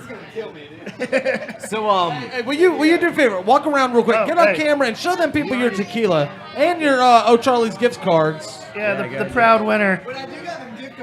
And we got to remember to give the Underground Pub Show stickers. That was supposed to go with every win. they were supposed to. I don't even know where they're at. Yeah, it's all right. We got some stickers somewhere. Get over here. Get over here. We do have a behind- product we're trying to sell here. Yeah, by the way, Underground Pub Show. This is like a cool production. Please, if you're watching for the first time, don't let it be your last. That's right. Thanks, Josh. There you go, man. Yeah, don't let it be your last. Oh, I got. And next time they do a live show, Yeah, you got stickers, man. Damn, yo, this is awesome. Fuck yeah. We're gonna have to get this guy an Uber. Yeah, right. That's right, buddy. All right, now, well, with that being said, let's bring Bobo back in. We're going to be wrapping things up here in a little bit. Enjoyed it. Chad, thank you so much. Dude. Thanks, Chad. Thank you so much. Appreciate it, bro. Everybody, y'all please give it also for Josh Gay for coming on the show tonight. Make some noise for him. Hey, wait, hold on, Josh. Before you leave tonight, can I get one? Can I get one out of you? Let's hear it for your Pensacola Ice Flyers, loud and proud, baby. Let's hear it. Let's hear it for your Pensacola Ice Flyers! Yeah. And there it is, Josh. Thank you so much, man. Hey, thank you guys. I will. Anytime you want me on, I'm here. Oh, Hey, dude. man, I appreciate it as well, man. Yeah. It was an awesome time having Is you it on. too late to say I'm a Fire Ants fan? Hey, where's Joe? Joe. Go Fire Ants. Joe Just was kidding, discussed. We're gonna What are we doing? We're wrapping this up? What are we go doing here? Montgomery biscuits. Put And lumber that's- ahead. I that's- like that. No, I Yeah. have a shirt. I have the shirt. The Akron I Rubber fucking Ducks. love is it. The Akron Rubber Ducks. The Akron No, Rubber Ducks. Biscuits. Rubber Ducks, yeah. It's a biscuit with a happy face. It's a rubber fucking duck. He has butter for a mouth. Like, how intimidating is a fucking rubber duck from Akron? Less intimidating than a biscuit with butter in its mouth that's smiling At at least you. a biscuit will kill you through cholesterol eventually. So And there. Fire Ants at least work together. And as a you know, black as man, team, you should like, respect that wholeheartedly. that we had That's to go- racist. Hey, do you guys want It's to not. discuss? That's Health 101. Do you want to No. discuss the San Francisco 49ers with a fan? We have a fan here. We Do we need to talk Let's about that? discuss I mean, it with you him. wanna get Why on not? it? Joe, Joe, let's Joe, talk about the discuss the 49ers. current state of Let's the talk about the 49ers. 49ers. It's coming. He is- Before we wrap he things is- up, let's he Do talk you have about the anything else to 49ers. give away, or are He's we a out? good person. No, we still have one a last person's raffle. beer. Yes. Which Is there is- anything to go with it? Yes, O'Charlie's. No, Okay. this is all you need in life. No. Damn it, Bobo. All right. All right, everybody, you might not know him from, but he calls in occasionally. This is I think he called Joe. in once. He did, but he trolled us, but it wasn't very. It was effective to some people. phone call, guys. Anyway, all but Oh, wait a minute, this wait a minute. time, Was he's this- a 49ers fan and an Auburn fan. He doesn't mention that too much anymore, but he is. Are you really? So- I never knew that. Yes, he is. I never knew So that. let's Can't be a discuss the San Francisco 49ers of a fan. Ask away. I think y'all had a hell of a draft, honestly. How does it feel to not be the best team on that side of the bay? Here's the thing. So, Here they come. Here they come. so the thing is, when you have the worst roster in the league, no matter who you draft is an upgrade. So I think the Browns had a everybody's worse like, roster. "Oh, we had such a good draft." The well, Browns, everybody on the our team Browns is had a shit, dynamic so- draft, actually. What the Browns fuck are you had a great talking draft, about, yeah. CJ? They've had like 2 first-round picks for like 6 years straight. Yeah, They but still there was suck. something different. Listen, and I'm going to tell you now, and I don't want to interrupt, but I'm going to You tell you already this straight did. up. Listen to me.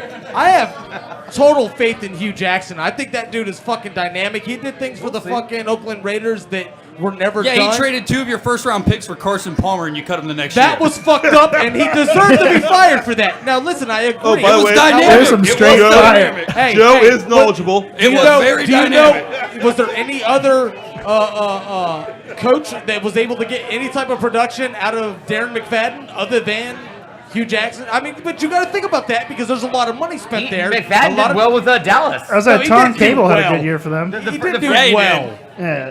Well, technically, Enough about the Raiders. We're talking about the Niners. Technically, the Cable Man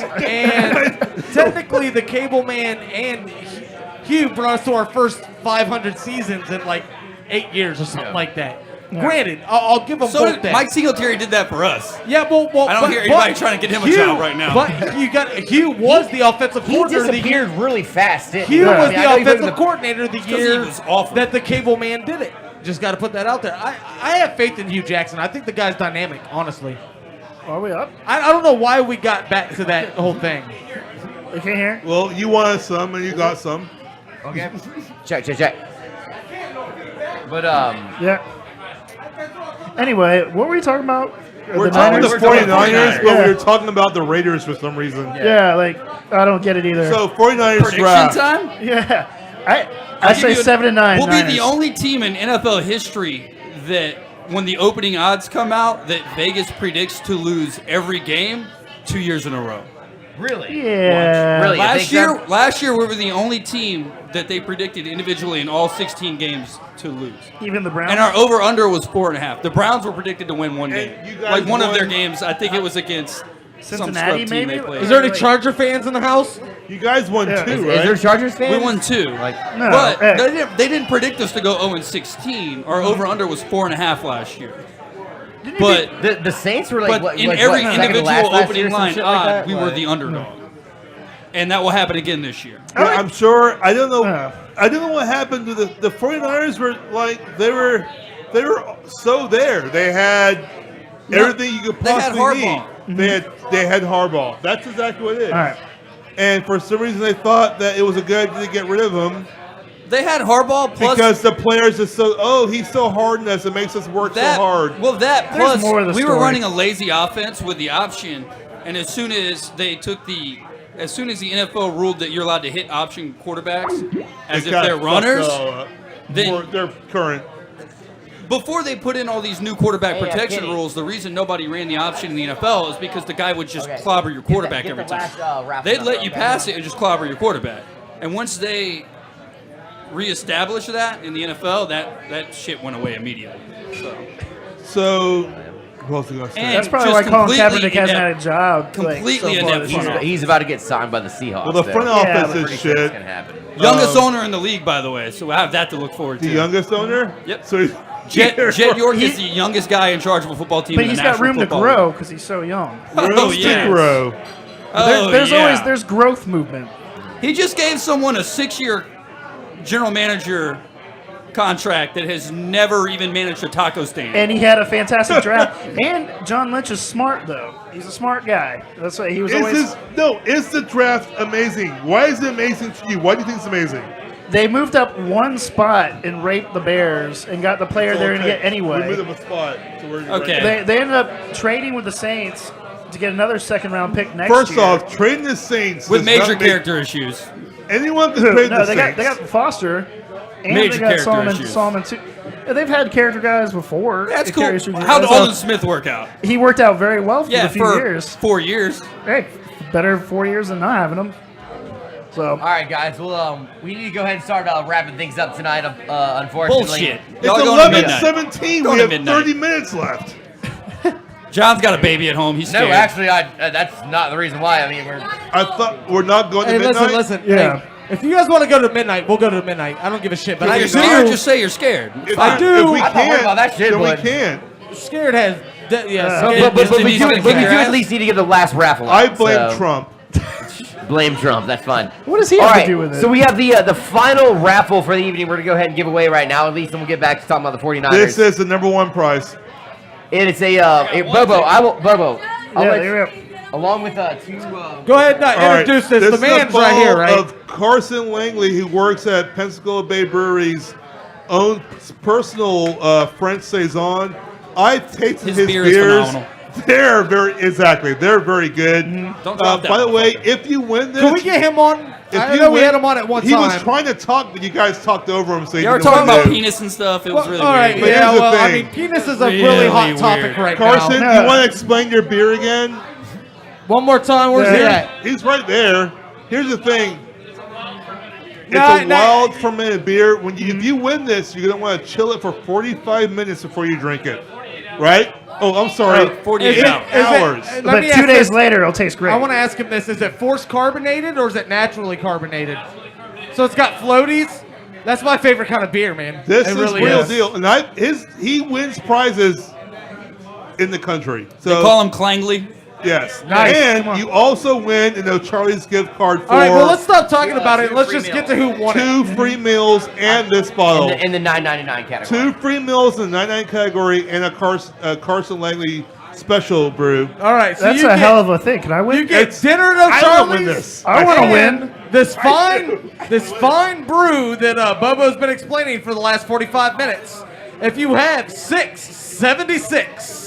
676, guys. 676. And if you don't like beer and you win, give it to Joe. I agree. Joe will give you $10 for it. 676. 676. Eric, did you win again? Is that a winner back there? Eric! Is that no? Yes! It's been 3 people all night. How the fuck does that happen? No fucking way. Yeah, No way. there you go. No way. Golden man, the golden child. 3 people. Yeah. Did we just say he can't win anything anymore? Make sure that ticket has the other half of this ticket. Do you want There's no rule against multiple wins. He's faced with a decision to make. No, this is like the Yankees of raffle tickets right here. Yeah, the Man. Yankees of raffle tickets. In his backyard. In his backyard. Dude, that is a real beer. Hey, you just gotta chill it for 48 hours, Eric. If you're not going to enjoy that, give it to me. Fuck. Eric, you have to try that. You gotta chill it for 48 hours. So we gave away 5 different prizes tonight, and Homeboy won 3 of them. And he won twice. That's crazy. He won 3 times. Your old lady just got mad through her tickets. Hey, it happens. Yeah, it does. It's all right. That's just crazy. And we're just talking about not the tickets, but old ladies get Hey, mad. Mazel Tov. Mazel tov, right? I see Magic Mike back there. Old ladies get mad. Sign off, fellas. Sign off. That's All right. just This beer is bad. He makes it. I love it. So we done? What's going on? getting there. Okay. It's time to sign off. So, I'm anyways, so glad guys. I came up here. Anyways, guys, we're gonna go ahead and wrap things up real fast. We just want to take a quick moment to thank Robin and the entire crew over here at Coyotes Sports Bar for letting us do our show for our second time over here. Yes. Y'all make some noise for everybody at Coyotes. Make some noise for them. Thanks for all our guests: Josh Gay, Yes. James Grant, Chad Colquitt. Thank you guys so Thanks much to for all the coming girls out. wearing rompers. Yes. Yes, rompers. I want to see them. I want to see them. No dude rompers. Thank you guys for having me. No dude rompers. Appreciate being on the Thanks to show. Joho. By the way, There you go. I held true on my promise. I beat the shit out of John Schreiber in fantasy hockey. He did. That happened. I wanted them to cruise. But on a serious note, very big thanks to the guys from Play Harder Radio for coming out tonight. Y'all make sure to check them out Yeah. tomorrow night.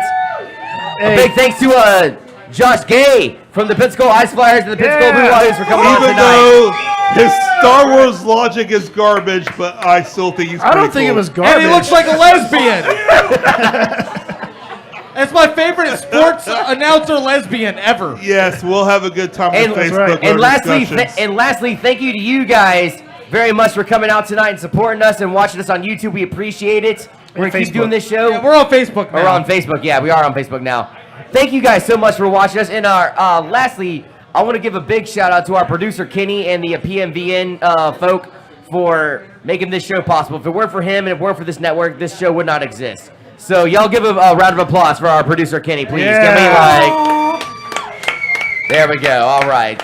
So with that being said, thank y'all very much for coming out to the Underground Pub Show at Coyotes. My name is Schreiber. I'm with Bobo and CJ. We will see y'all next week. And Joe same Hill. time, same And place. Joe. And Joe. Hey, Joe, sorry for ruining the Coyotes draft. All right, guys. Y'all have a good night. Thank y'all very much for coming out. Drive safely. Good night. And don't drive home with Ponytail Mike because he might.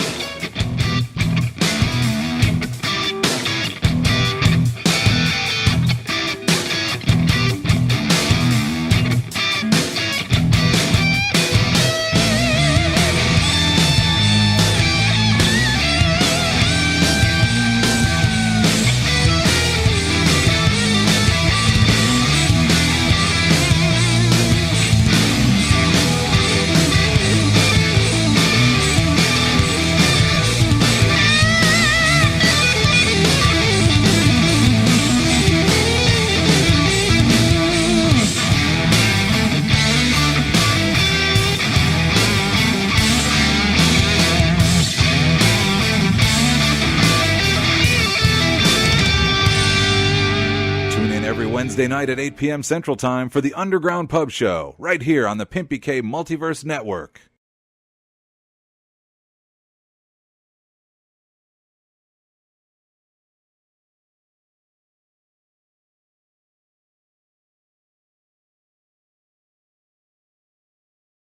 When it comes to class, these guys are somewhere between Kanye West and the SEC fans. It's your Underground Pub Show, exclusively on the Pimpy K Multiverse Network.